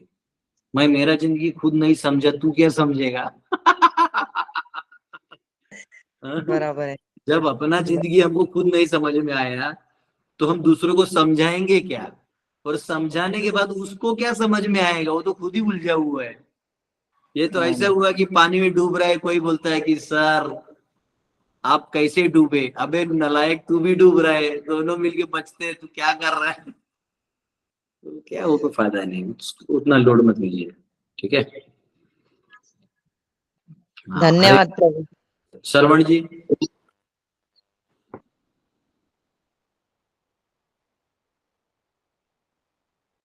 हरे कृष्णा प्रभु जी। यस प्रभु जी पूछना था, तुलसी माला पहन सकते हैं प्रभु जी? पहनने के बाद प्रभु जी जैसे नॉनवेज उठाना पड़ता है प्रभु जी, लाना देना करना पड़ता था, क्या तुलसी माला हम पहन सकते हैं प्रभु जी? ऐसा जॉब है तो धीरे धीरे उसको छोड़ दीजिए, कुछ अच्छा लीजिए, सात्विक जॉब लीजिए। मैं तो कहता हूँ थोड़ा सा पैसा लेके फल का गाड़ा ठेला लगा लीजिए, उससे अच्छा फल बेचिए, वो ज्यादा सात्विक, फल फूल अगर करना पड़े तो। ये नॉनवेज वाला चीज क्या है ना, ऐसा तो कोई दिक्कत नहीं, तुलसी महारानी हमारी सेवा को स्वीकार कर लेती है, लेकिन धीरे धीरे हमको चाहिए कि ऐसे पाप वाले नौकरियों से भी बचे रहें। अभी तो फिलहाल मैं आउट ऑफ कंट्री है प्रभु। ठीक है, पहन लीजिए कंठी, कम से कम तुलसी महारानी का संग रहेगा। जी जी यस नरेश जी। प्रभु हरे कृष्णा। हरि बोल। प्रभु जी पूर्ण शरणागति में तो आनंद है ना, आप जो बोले ना, तो पूर्ण शरणागति हम लोग हो नहीं पाते हैं क्या? कोई बात नहीं, आपका पूर्ण जो है, आप जितना कर सकते हैं अभी वो पूर्ण माना जाएगा। जैसे छोटे बच्चे को बोलेंगे जाओ पानी ले आओ, तो क्या करेगा? इतने से छोटे से उसमें प्लास्टिक में कप में लेके आ जाएगा, ये लो पानी। तो भले वो आपको वो पानी नहीं चाहिए, लेकिन वो उसके लिए पूर्ण है, क्योंकि वो उतना ही उठा सकता है। तो भगवान ये नहीं देखते कि आप कितना दे रहे हो, आप पीछे क्या बचा के रख रहे हो, ये भगवान देखते हैं। तो शरणागति का मतलब है आपका मनसा काया वाचा से जितना बेस्ट हो उतना करना चाहिए, ठीक है? हरि बोल। हाँ ओके। हरे यस माता। हरे कृष्णा, दंडवत प्रणाम प्रभु जी। क्वेश्चन कुछ नहीं था, लेकिन थोड़ा सा आपको धन्यवाद करना था कि आप इतने पेशेंटली हम लोगों के सवाल सुनते हैं और मतलब टॉलरेट करते हैं कि मतलब आप बहुत सारे लेक्चर में आंसर दे चुके रहते, फिर भी टॉलरेट करके हमको आप जवाब देते हैं। इसके लिए बहुत पेशेंस चाहिए प्रभु जी, हमारे अंदर भी आपके जैसा पेशेंस आए, वैसे हमको भी आप आशीर्वाद दीजिए। और एक और बात प्रभु जी, अभी 5-6 दिन में आपका लेक्चर नहीं अटेंड कर पाई क्योंकि नवेंद्र महाराज का यात्रा में थी मैं, तो वृंदावन गोवर्धन में मनाया प्रभु जी हमने। और नवेंद्र महाराज के सामने मिलने का मौका मिला, उन्होंने अपने हाथ से हम सबको प्रसाद दिया, सैंडविच, प्रसाद, लड्डू एकदम क्लोजली हमको दिया उन्होंने। और प्रभु जी उस समय आपकी बहुत याद आई, बहुत स्मरण किया आपको कि आपको मतलब कुछ समझ में नहीं आ रहा था ना प्रभु, किन किन को याद कर, तो जितने भी शिक्षा गुरु आचार्य जिनसे हम सीखे हैं, समझे हैं, तो वो सब हमने वहां पे मतलब स्मरण करने की कोशिश की। और प्रभु जी हमारा कार्तिक पूर्णिमा जो है वो हमारा जहाँ पे वो है यमल अर्जुन का पेड़, वहां पे जाके हमारा कंप्लीट हुआ प्रभु जी। बहुत आनंद हुआ वहां पे, वहां पर भी हमने बहुत कीर्तन किया और आपका कीर्तन हमको बहुत याद आया प्रभु जी, क्योंकि आपके कीर्तन में इतना ब्लिसफुल हमको फील होता है कि पूरा गोलोक में जैसा लगता है राधा कृष्ण ही हमको दिख रहे हैं। तो सो मच थैंक यू प्रभु जी कि आप हमको इतना टॉलरेट करते। सॉरी अगर हमसे कोई तकलीफ हो जाती है, हमसे कोई गलती। हरि बोल हरि बोल हरि बोल हरि बोल हरि बोल। होता है हरि बोल। मुझे कभी कभी क्या होता है कि रिपीटेड क्वेश्चन है ना, तो ऐसा लगता है कि क्या किया जाए। तो ऐसा नहीं है, अच्छा लगता है सबसे, और ऐसा टॉलरेट का बात नहीं है। देखिए मैं भी एक भिक्षुक हूँ, अगर मैं भी भगवान के पास 10 गलतियां करके जाता हूँ तो भगवान दया करके सब चीजें स्वीकार करते हैं, गुरु भी स्वीकार करते हैं, हमारे बड़े जो है वो भी स्वीकार करते हैं हमारी गलतियों के साथ। तो ऐसा है, तो कोई बड़ा चीज नहीं है, जो हमारे बड़ों ने हमको सिखाया वही हम नीचे कर रहे हैं, वही नीचे वाले आगे करेंगे। ठीक है। अब प्रभु जी एक और चीज हुआ कि हम लोग ट्रेन में थे, हमारा एक्चुअली इतना परीक्षा हुआ, मथुरा में हमारी ट्रेन नहीं आई और हमको आगरा जाना पड़ा। तो हमारी बस कैसे तो भी करके उसको मनाया, उसको पैसे दिए, वहां गए। फिर प्रभु जी ट्रेन इतना लेट हो गई, 10:30 बजे आई और हमारे साथ सब बूढ़े लोग थे, माता जी थे, गांव के सब थे, इतने भोले भाले लोग थे, छोटे छोटे बच्चे थे, इतना टेंशन हो रहा था। हम तो एक बार गलत ट्रेन में चढ़ गए और वहां डिस्प्ले कुछ और आ रहा था। फिर वापस सब उतरे हम, फिर जिस ट्रेन में जब बैठे तो तब भगवान की योजना समझ में आई, क्योंकि हमारे बगल में कुलकर्णी करके एक ब्राह्मण थे, तो वो भी जो है मतलब सब जगह की भक्ति वो कर रहे थे। लेकिन जब उन्होंने हमारे अपने फीडबैक देखा, वैष्णवों को देखा, तो उन्होंने हमसे बोला कि आप हमें कुछ बताइए। तो प्रभु जी वो पूरा जो ट्रेन का जो मतलब 6-7 घंटा जो भी सफर हमारे इधर आने का था सुबह का, हमने इतना बोला उन लोगों को। वो दोनों हस्बैंड वाइफ जुड़े थे, 75 प्लस थे, तो उनको देख के और भी बहुत सारे कुछ अलग अलग जो लोग भक्ति से रुचि में थे वो लोग वहां आए। तो फिर प्रभु जी हम लोग उनको बुक डिस्ट्रीब्यूशन के बारे में भी समझाया, कि हमने बोला कि कोई भी इस्कॉन के कोई भक्त आते हैं तो कृपा करके उनको भिखारी समझ के आप तिरस्कार मत करिएगा, आपके हिसाब से आप 1 किताब 2 किताब या जितने आपकी क्षमता उतना वो करिएगा। तो थोड़ी देर के बाद जब हमको उतरना था तो वो कुलकर्णी बाबा ने हमको पैसे दिए और हमको हमारा मतलब बुक डिस्ट्रीब्यूशन की सेवा उन्होंने शुरू कर दी। तो ये भी एक प्रतीति बहुत अच्छा हुआ कि राधा रानी ने हमारी ये प्रार्थना, मैंने प्रार्थना की थी कि बुक डिस्ट्रीब्यूशन में कुछ तो हमसे सेवा हो जाए स्टार्टिंग का। तो ये भी एक अनुभव आपको शेयर करना था प्रभु जी। ये बहुत अच्छा है। देखिए कुछ भी कोइंसिडेंस नहीं होता, भगवान किसी न किसी को पर अपना कृपा देना चाहते हैं। तो सोचो कुलकर्णी जी का कितना नसीब था कि एक नहीं दो नहीं इतने सारे भक्त एक साथ घुस गए थे उसको उद्धार करने। तो सोचो कितनी तीव्रता से प्रार्थना किया होगा, और इतनी तीव्र प्रार्थना करने के लिए उसकी पत्नी ने उसको कितना छेड़ा होगा, कितना तकलीफ दिया होगा कि बेचारा तीव्रता से प्रार्थना किया, प्रभु भक्त भेजिए। प्रभु जी हमने उनका आपका लिंक वगैरह सब भेजा है और आपको नंबर भी दिया कि उनको करिएगा।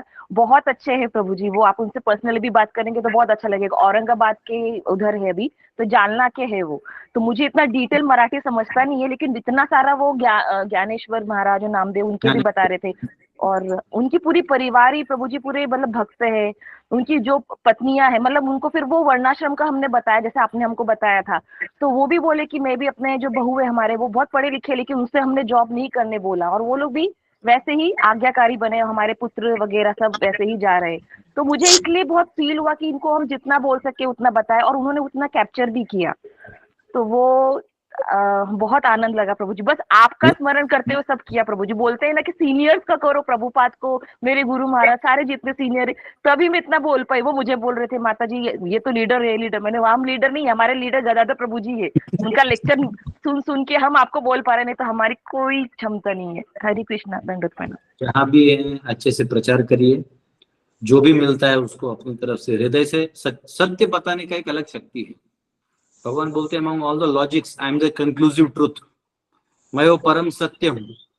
तो जब आप सत्य बोलते हैं तो आप भगवान को अपने नजदीक बुलाते हैं, आप भगवान को रिप्रेजेंट करते हैं, तो इसलिए वो शक्ति अलग आती है ना।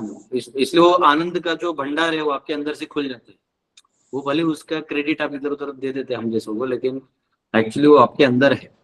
तो भगवान वो आपको, जब आप सत्य बोलते हैं तो इमीडिएटली कृष्ण मैनिफेस्ट होते हैं, बहुत खुश है, नाचने लगते होते थे।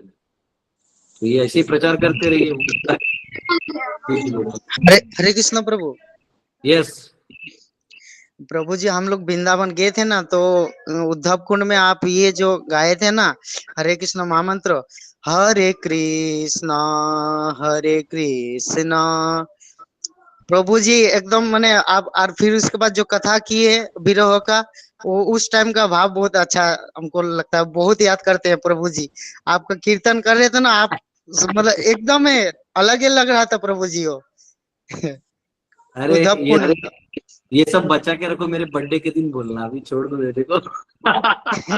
नहीं प्रभु जी अभी माता जी ने बोला ना तो हमको भी याद आ गया प्रभु जी, नहीं बोल पाए इसलिए आपका वो बोले। हरे कृष्ण प्रभु। यस पूजा माता।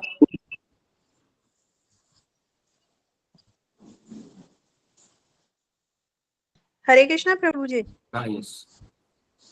प्रभु जी एक क्वेश्चन था, जैसे अभी आपने गुरु के बारे में बताया कि जिस आध्यात्मिक उसमें मार्ग में हमें जो भी पुश करते हैं तो मतलब वो इवेंचुअली हमारे गुरु बन जाते हैं। तो प्रभु जी फिर इसमें फिर एक चीज ये आती है कि हमारे जैसे शिक्षा गुरु होते हैं जो हमें सबसे पहले हमें पुश करते हैं इस मार्ग में, वो दादा दादी मम्मी पापा कोई भी हो सकते हैं। तो फिर एक दीक्षा गुरु बनते हैं जो हमें कंठी देते हैं, मंत्र देते हैं। फिर उसके बाद ऐसा होता है कि जैसे मेरी लाइफ का जो एक्सपीरियंस रहा कि हम वापस से हम कहीं ना कहीं हमारा पतन हो जाता है। पतन इन द सेंस कि हम उतना ज्यादा उत्साह के साथ नहीं कर रहे होते, छूट जाता है बीच में, स्लो डाउन हो जाती है प्रोसेस। फिर वापस से हमें कोई ऐसा हमें सुनने को मिल जाता है या किसी ऐसे संत के दर्शन हो जाते हैं कि वापस हमें एक पुशअप मिलता है कि हम कहाँ भटक गए। तो प्रभु जी फिर जो हमें पुशअप देते हैं तो मतलब मुझे जो फील होता है वो ये लगता है कि जो हमारे गुरु होते हैं, शायद हमारे जो दीक्षा गुरु होते हैं, वो उस रूप में आकर के देते हैं। तो ऐसा ही होता है या फिर वो मतलब एक भगवान के भेजे हुए कोई एक नए वो होते हैं गुरु जो जिनको हमें फिर गुरु की दृष्टि से ही देखना चाहिए? हमारे जो इटर्नल गुरु होते हैं, शाश्वत गुरु, वो चैत्य गुरु परमात्मा होते हैं, बलराम जी होते हैं जी। तो वो अलग अलग रूप में, दीक्षा गुरु भी उन्हीं का एक प्रतीकात्मक है, समझे। तो दीक्षा गुरु जो है मेजरली रिस्पॉन्सिबल होते हैं क्योंकि वो बहुत एडवांस्ड होते हैं। लेकिन ये सारे गुरु चैत्य गुरु भेजते हैं, परमात्मा भेजते हैं, है ना। अब जैसे कई बार, अब जैसे मैंने क्लास दिया तो लोग बोलते हैं प्रभु जी आप हमारे गुरु हैं, ठीक है, वो एक तत्व के हिसाब से आप देखिए तो ठीक है, मैं आपका एक टीचर हूँ। लेकिन जब आप कभी कभी लोग बोलते हैं ना प्रभु जी वहां गए हम सुबह 4 बजे वहां थे और हमको आपका बहुत याद आया, मैंने आपको सपने में देखा। तो मैं सोच रहा हूँ कि लेकिन मैं तो सोया था तो कैसा होता है कि तो परमात्मा है ना भगवान गीता में क्या बोलते हैं कि एक्चुअली लोग देवी देवता से मांगते हैं, लेकिन अर्जुन मैं पूरा करता हूँ। हमको फेथ, ताकि उस बंदे का देवी देवता पे फेथ बना रहे, इसलिए मैं उसका इच्छा पूरा करता हूँ। वैसे ही जब आप गुरु से कुछ मांगते हैं तो आप गुरु को प्रामाणिक एक क्योंकि आप एक व्यक्ति मांगते हैं ना, व्यक्ति पर्सन को मानते हैं, तो फिर भगवान आपसे रेसिप्रोकेट करते हैं और उसमें आपकी गुरु के प्रति निष्ठा बढ़ती है। तो कोई दिक्कत नहीं, गुरु आपकी निष्ठा तो भगवान में लगाने वाला है। तो इसलिए ये क्या गुरु जी और भगवान के बीच का बहुत बड़ा बॉन्डिंग है, क्योंकि भगवान है ना तो गुरु की जरूरत क्या। कोई बोलेगा अरे प्रभु जी गुरु की क्या जरूरत है, फिर तो डायरेक्ट भगवान कर ही सकते हैं ना, एक है गुरु मतलब लास्ट में तो गुरु ही दे रहा है। तो नहीं, वैसा नहीं होता, उसका कारण है। वो कारण कई बार बोले लेकिन अभी वापस बताऊंगा। वो कारण ये है कि जब जो फ्री विल है, व्यक्ति का जो स्वतंत्र स्वच्छंदता है, उसका यूज वो कभी भी कैसे भी कर सकता है, तो भगवान के विपरीत भी कर सकता है। तो उस समय भगवान उसको फोर्स नहीं करेंगे, आत्माराम है वो आपको फोर्स नहीं करेंगे। लेकिन गुरु आपको कान पकड़ के बोलते चलो भजन में बैठो, चलो ये चलो यात्रा, चलो चलो चलो, ये क्या मुंह लटका के बैठा, चलो चलो, ये गुरु कर सकते हैं। भगवान आपके फ्री विल में नहीं घुसेंगे। तो इसलिए भगवान डायरेक्ट गुरु वाला रोल नहीं लेते हैं, वही गुरु चैत्य गुरु, वही चाहते हैं कि आप उनके पास आए। लेकिन वो नीचे जो ऐसा व्यक्ति है, जो जीव है, जो इस काम में लगा है, उसको एम्पावर कर देते हैं और उसका वो भी तो बोलता है कि मुझे आपकी सेवा में एंगेज करिए। मुझे याद है जब हम लोग सेवा कर, तो मैं हमेशा भगवान चैतन्य महाप्रभु को यही कहता था कि आप इतने अवतार लिए हैं, हम बड़े से मूर्खों को भी कहीं इस्तेमाल कर लीजिए। तो तब से वॉशिंग पाउडर की तरह इस्तेमाल हो ही रहा है सब जगह, जो भी उनको लग रहा है अधूरा बचा हुआ है तो वो दिमाग में डालते रहते, मैं भी कुछ न कुछ करते रहता हूँ। ऐसे सभी डिवोटी जो लोग अपने आप को समर्पित करना चाहते हैं, तो हम भगवान को प्रार्थना करते हैं कि कृपया करके मुझे आप ये दीजिए, मौका दीजिए सेवा का। तो ये बहुत इंपॉर्टेंट है कि आप जब ये मांगते हैं तो जो भगवान है ये आपको अलग अलग व्यक्ति भेजते हैं उस समय में। बचपन में गुरु भेजे थोड़ी कोई जाएगा, तो माता पिता समझाते तो समझ में आ जाता है। थोड़े बड़े होते तो कुछ अच्छे मार्गदर्शक मिलते हैं, और भी बड़े होते तो ऐसे कर करके उनमें से कोई जो ऐसा है जो हाँ दीक्षा लेके हम उधर से थोड़ा ठोस हो जाते हैं, तो वो भी है। फिर वो ऐसा नहीं कि दीक्षा गुरु ही हमेशा आपके साथ रहेंगे, तो उसके बाद जो दीक्षा गुरु प्रोसेस दे देंगे, आपकी जिम्मेदारी लेंगे।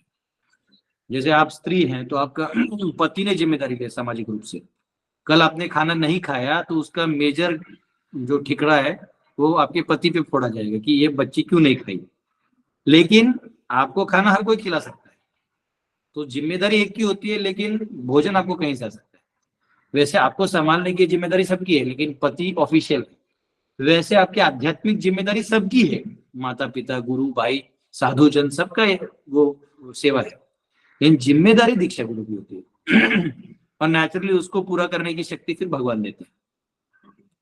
इसलिए अंत में भगवान ही हमारे चैत्य गुरु हैं, इसलिए सबको गाइड करते हैं। ऐसे प्रभु जी, वन मोर क्वेश्चन कि जैसे आपने अभी बताया कि भगवान का साक्षात्कार हो जाता है तो उद्धार फिर निश्चित ही है। तो जो हमारे गुरु होते हैं वो भी तो भगवान का ही स्वरूप होते हैं, तो फिर तो हमारा उद्धार तब भी निश्चित होना चाहिए। हाँ, अगर किसी संत का हमें संग मिल जाए, साक्षात हरित्वेन समस्त शास्त्रे, कि देखो जनरली आप माता जी लोग ना हमें शॉर्टकट खोजती रहती हैं, इसको देख लिया प्रभु जब उद्धार हो जाएगा, अब हमको भोग करने दीजिए, अब हम लटके रहेंगे, अब इसको देख लिया प्रभु जी अब तो हमारा उद्धार। ऐसा नहीं। नहीं प्रभु जी, उस सेंस में नहीं बोला आपका नहीं कह रहा हूँ मैं समझ रहा हूँ, मैं आपका नहीं कह रहा हूँ, मैं कह रहा हूँ जनरली लोग ऐसे सोचते हैं, हाँ एक बार मैंने दर्शन कर लिया मेरा हो गया। नहीं, कई बार उधर के महात्मा में लिखा होता है कि इसको जो एक बार टच कर ले, जो दीपदान एक बार दीप दिखा दे, वो कृष्ण प्रेम में डूब जाएगा। तो ऐसे तो बहुत है जो अभी भी दीपदान किए थे पहले, लेकिन अभी दारू पी के कोने में बैठे हैं। तो वैसे नहीं होता है, आपको वो मौका मिलेगा एंटर करने में, उन दिव्य लीलाओं का चर्चा समझने में, तो आपको एक बहुत अच्छा मौका मिलेगा और बहुत अच्छा इम्पेटस मिलेगा। उसका फायदा उठाएंगे और अपनी इच्छा को बरकरार रखेंगे तो आप प्रवेश कर जाएंगे। इन इच्छा को बरकरार नहीं करेंगे तो आप प्रवेश नहीं कर पाएंगे। हाँ, मतलब हमें प्रयत्न तो हमें खुद ही करना रहेगा ना। हाँ, देखिए जो obviously। पंछी है ना वो उड़ता है, तो जब वो पंख को ऐसे हिलाता है तो जमीन से उड़ता है ऊपर ऊपर ऊपर लेकिन एक लेवल पे जाने के बाद वो बोले कि हाँ अब मेरा हो गया, तो क्या होगा, वो पंख हिलाना बंद कर देगा, तो क्या होगा, नीचे आके गिर जाएगा, बस खत्म। सेम है, आपको मौका मिला, गुरुजनों का संग मिला, भक्तों का संग मिला, बहुत अच्छा, अपना आपको भक्ति करने की इच्छा हुई, सब कुछ हुआ, लेकिन आप बोले अब मैं महान भक्त हो गया हूँ, अब मुझे किसी चीज की जरूरत नहीं। फिर आपको पता चला अगली बार किसी बियर की दुकान में दोस्त के साथ बैठा है। तो भक्ति एक कांस्टेंट है, ऐसा नहीं कि अभी मिल गए, कोई अचीवेबल ऑब्जेक्ट नहीं है, वो एक स्टेट है, ट्रांसेंडेंटल स्टेट है जो आप अचीव करते हैं। प्रभु जी, एक चीज और, जैसे हम भागवतम में भी पढ़ते हैं और संतों के मुख से भी सुनते हैं कि जो हम मानसिक सेवा करते हैं भगवान की, जैसे बहुत सारी सेवाएं होती है हम प्रकट में नहीं कर पाते, लेकिन हम करना चाहते हैं। जैसे वृंदावन की यात्रा है, हम नहीं कर सकते हम प्रकट में, तो हम जैसे कार्तिक में मानसिक करना चाहते हैं, जैसे एकादशी वाले दिन करना चाहते हैं, तो फिर मतलब उसका, जैसे मैंने कई संतों के मुख से सुना है कि फिर उसका प्रकट मतलब आपको यही होता है कि आप कहीं ना कहीं उस वृंदावन की लीलाओं में प्रवेश करते हैं, मतलब समथिंग लाइक दैट, उनका मोटिव यही था। मुझे एग्जैक्टली वो वर्ड्स याद नहीं है, तो वो क्या होता है?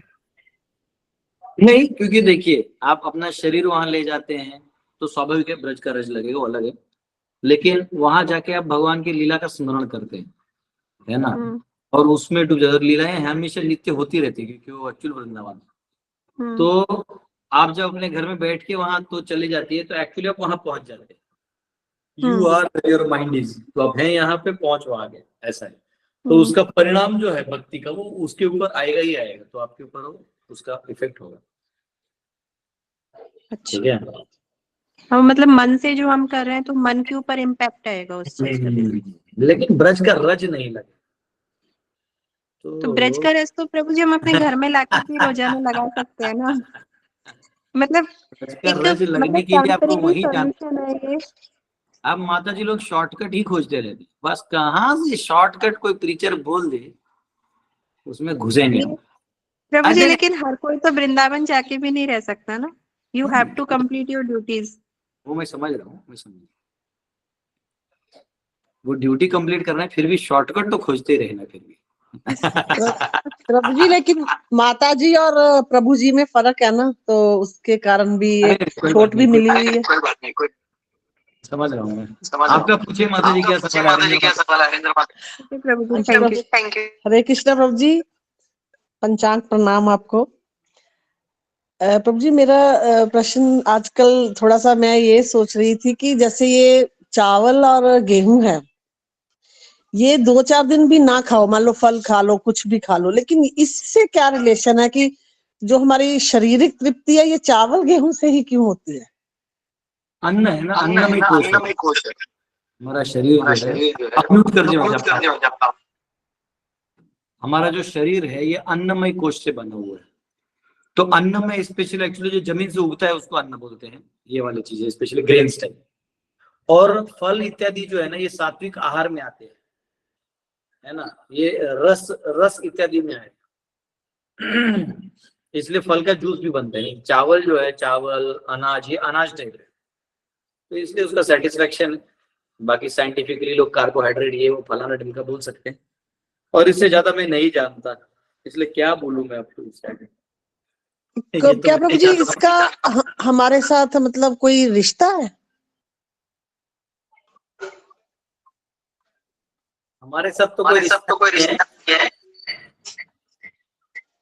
म्यूट कर ले, आप स्पीकर लगा दीजिए घर पे। तो हमारे साथ जो रिश्ता है ना वो ये है कि हमारा जो शरीर है उसका जो ढांचा बना है वो इस अन्न के जो भी प्रोटीन्स, विटामिन, कार्बोहाइड्रेट्स जो भी है, तो ये आज मॉडर्न साइंस के पॉइंट ऑफ व्यू से तो वो एक्चुअली अलाइन करते हैं, तो वो उसको एक एनर्जी लेवल पे बना के रखते हैं। तो इसलिए हमको संतुष्टि फील होती है, स्पेशली जब हम अनाज खाते हैं। अब इससे ज्यादा मैं नहीं समझा सकता क्योंकि मुझे नहीं मालूम। हरे कृष्ण प्रभु जी, हरे कृष्ण। मिल जाएगा उत्तर, तो जरूर मिलेगा, भगवान देंगे। यस। सौम्या माता जी, आपका ये आखिरी क्वेश्चन है। आज श्रेयांश का बर्थडे बेचारा चला गया, मैं उसको विश करना चाहता था। श्रेयांश जो है उसका बर्थडे है, वो रात में कट्टा में जागा रहता है। नहीं प्रभु जी हूँ मैं। देखो रात को 12 बजे तक जागा है वो बंकर में, कनाडा। ठीक है, हैप्पी बर्थडे प्रभु आपको। थैंक यू प्रभु, बहुत आशीर्वाद है ना, आप ऐसे ही बने रहे, भक्ति में लगे रहे। हरि बोल, हरि बोल। ठीक है, पायल माता जी है, उनका भी बर्थडे आज। पायल माता जी का भी बर्थडे है, पर उन्होंने अभी तक वो नहीं किया है। ये हरे कृष्णा प्रभु जी, आपको माफी चाहती हूँ, मुझे कनाडा के ना थोड़ा सा कुछ चाहिए कि ब्रैम्पटन में बच्चे पूछ रहे थे कि कहाँ है कुछ सेंटर के बारे में, जो बच्चे गए हैं मेरे, तो इसकी कोई जानकारी हो तो प्लीज हमें जरूर। सारे वहाँ के डिटेल भेज दीजिए मुझे, मैं माता जी को भेज दूंगा। हरे कृष्ण। हरे कृष्णा प्रभु जी, दंडवत प्रणाम। यस यस सौम्या माता। प्रभु जी मेरा ये सवाल था कि इस्कॉन में काउंसलर्स में और शिक्षा गुरु में क्या अंतर है, क्योंकि हम तो जनरली उन्हीं से क्वेश्चंस पूछते हैं, जिनके कथा सुनते हैं, उन्हीं की बातें मानते हैं। तो आप एक दिन बता रहे थे काउंसलर्स के बारे में, तो थोड़ा सा उस बारे में मुझे बताइए।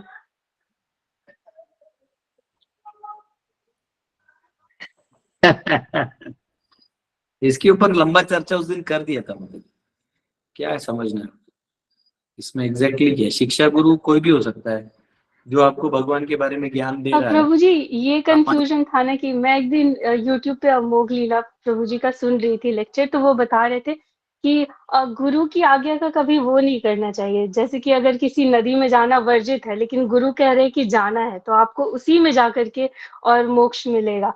तो ये मेरा कंफ्यूजन था कि जैसे हम लोग जिनका लेक्चर सुनते हैं, उन्हीं से क्वेश्चंस पूछते हैं, उन्हीं की बातें मानते हैं, तो काउंसलर्स में और शिक्षा गुरु में क्या अंतर है? हम डिफरेंशिएट कैसे करें कि किनकी बात मानना है, किनकी नहीं मानना है? काउंसलर जो है ये मैनेजमेंट सिस्टम है, मैंने लास्ट टाइम भी आपको बताया। मैनेजमेंट सिस्टम है। मैनेजमेंट सिस्टम मतलब एक ट्री फॉर्मेशन होता है ना, लाइक फॉर एग्जांपल मैं लेक्चर दे रहा हूँ, तो आप लोग सुन रहे हैं, आप लोग 10 लोगों को जोड़ेंगे, तो 10 लोग तो मेरे टच में आएंगे नहीं, वो पहले आपके टच में आएंगे। तो मैं कभी भी बोलूंगा हाँ अच्छा अच्छा वेरी गुड, आप उनकी कनेक्शन किया है, तो वो व्यक्ति उनको अच्छे से गाइड कर सकता है क्योंकि प्रैक्टिकली वो उनके साथ रहता है। तो ऐसे करके ट्री फॉर्मेशन में जनरली काउंसलर सिस्टम बना है। हालांकि ये वैदिक सिस्टम नहीं है, क्योंकि चेतन महाप्रभु कहीं भी चेतन चंद्र में ये सिस्टम नहीं लिखते, और ये काफी कंट्रोलिंग सिस्टम है, इसमें मैनिपुलेट बहुत किया जा सकता है। तो मैं पर्सनली इस सिस्टम को ना अप्रिशिएट करता हूँ, ना मैं इस सिस्टम को प्रमोट करता हूँ। मेरा कहना है कि जिसका व्यक्ति को इतना ओपन माइंडेड होना चाहिए कि वो अपना गुरु खुद चुने, अपना शिक्षा गुरु चुने, अपना दीक्षा गुरु चुने। ऑर्गेनाइजेशन जो हो मटेरियल एसेट्स मंदिर इत्यादि को संभाले, और जो गुरु तत्व है इस मामले में जो गुरुजन है इनसे हमारा संबंध होना चाहिए। तो दोनों अलग अलग हो जाएंगे, नहीं तो लड़ाई हो जाती है। कई बार एक ही हमारे गुरु ही जीबीसी होते हैं, वही कुछ ऐसा कर देते हैं जिससे हमें जो आदेश दिया था उसी के विरोध में हो जाता है। तो जो नॉर्मल बच्चा कंफ्यूज हो जाता है, भक्ति से भटक जाता है। तो वैसे ही काउंसलर क्या होता है कि काउंसलर एक मैनेजमेंट सिस्टम बना दो, कभी कभी उसको ये लोग गुरु सिस्टम बना देते हैं। तो ऐसा नहीं होना चाहिए।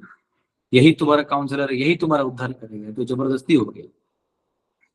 तो ऐसा नहीं है, मेरे हिसाब से ऐसा होना चाहिए। लेकिन आजकल वैसा है कि काउंसलर ही जो है वो गुरु बने फिर रहा है। तो बन रहा है तो अगर वो है क्वालिफाइड तो वेल एंड गुड, वो तो फिर अच्छी बात है। मतलब अगर कोई काउंसलर आपको नॉलेज भी दे रहा है और मैनेज भी संभाल रहा है तो इट्स नाइस, वो एक अच्छा चीज है। पर प्रायः ये 40% टाइम ऐसा सक्सेस होता है, 60% टाइम वो फेल्यूर में जाता है। क्योंकि कुछ काउंसलर होते हैं उनको खुद पता नहीं गीता में कितने श्लोक है, कहाँ से क्या लिख रहे हैं, कौन सा चैप्टर किसके लिए, तो उन्हें खुद अध्ययन नहीं किया होता है। तो वो अंधेर नगरी चौपट राजा, सबके सब चौपट हो जाता है। फिर वो जो उसके नीचे जो बंदा है वो एक लेवल के बाद ग्रो ही नहीं कर पाता, वो वैसे कैसे टेम रह जाता है। तो फिर वो जो है फिर फंस जाता है। उसका जो सिंसियरिटी है वो कहीं ना कहीं वो गुलामी में कन्वर्ट हो जाता है। इसलिए शिक्षा गुरु वो है जिनसे आप सुनते हैं, जिनका आप नॉलेज लेते हैं और नॉलेज लेके अप्लाई करते हैं। ये मार्केट में दिखाने वाला नहीं, पर अंदर से, तो वो शिक्षा गुरु होता है। और जो काउंसलर होता है, ठीक है, अगर किसी मंदिर में काउंसलर सिस्टम है तो यात्रा वात्रा जाना है, कुछ करना है तो काउंसलर पूछते हैं, तो किसी के नाम के माथे में चिपका लो भाई ये काउंसलर हो गया।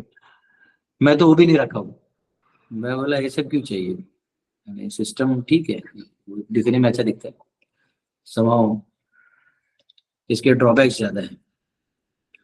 तो ठीक है, ये मेरा ओपिनियन है। हरे कृष्ण। जी प्रभु जी, एक और सवाल था। भगवान कृष्ण पे उड़हुल का फूल नहीं चढ़ाया जाता है क्या? कौन सा फूल? उड़हुल का जो लाल कलर का फूल होता है। हाँ, उसमें सुगंध नहीं होता ना। भगवान विष्णु को सुगंधित फूल दिए जाते हैं, और भगवान शिव जी प्रभु जी को मुझे पता नहीं था, और पिछले पूरे कार्तिक में मैंने माला ना, बना वो कोई के दिक्कत चढ़ा नहीं। दिया। देखिए, वो चढ़ा देने से अपराध नहीं है। देखिए फॉर एग्जाम्पल, आपके पास रोटी सब्जी कोई और आप देना चाहते हैं किसी को, तो आप रोटी सब्जी देंगे ना। तो सामने वाले को कुछ और पसंद है, उसको रसगुल्ला चाहिए, उसको रसगुल्ला पसंद है, इसका मतलब नहीं कि आपको रोटी नहीं खा सकता। तो वैसे भगवान एब्सोल्यूट है, वही तो महादेव है, उनको थोड़ी फर्क गिरता है। वो आपका प्यार देखते हैं कि बेचारा वो तो फूल तोड़ के दूर से लाती है, मुझे चढ़ाती है। तो भगवान का ही क्रिएशन है, भगवान को क्यों नहीं अच्छा लगेगा। लेकिन जनरली फ्रॉम साधकों के दृष्टिकोण से उनको सुगंधित फूल चढ़ाना चाहिए, तो इसलिए भगवान विष्णु और जो शिव जी हैं इनको एक्चुअली सुगंधित नहीं चढ़ाते, क्योंकि वैरागी बाबा है ना, स्मशान वैरागी, अगर हम उसमें रहते हैं तो इसलिए उनको वो वाले फूल दिए जाते हैं, वैरागी वाले। ये रेड कलर का है बड़ा वाला, जासवंत बोलते हैं हमारे यहाँ पे उसको मराठी। जी प्रभु जी, हरे कृष्ण। यस, अब मुझे लगता है मैंने सबको मौका दे दिया। उमेश जी आपने लास्ट में हाथ ऊपर किया है, इसका एंड नहीं है। नीलेश जी आप हैं अगली क्लास में? नीलेश जी भी चले गए, इनसे हमें वो सुनना है महाराज वाला, कल सुनेंगे, कल तो याद करके रखा है ना? हो बस, I am proud of you, salute sir. कल मिलता हूँ, ठीक है? कल हम सबको सुनाएंगे। आज सब भाग गए, लेट हो गए। और आज मैंने एक्स्ट्रा क्वेश्चन आंसर इसलिए ले लिया कि बहुत दिनों से मैं क्वेश्चन आंसर ले नहीं पा रहा था, वो ट्रैवलिंग और ये सब के कारण, तो इसलिए मैंने आज एक्स्ट्रा ले लिया। पता नहीं इसमें कितना रिकॉर्डिंग में जाएगा, कितना नहीं जाएगा। हरि बोल। हरे कृष्ण। हरे कृष्ण। हरि बोल।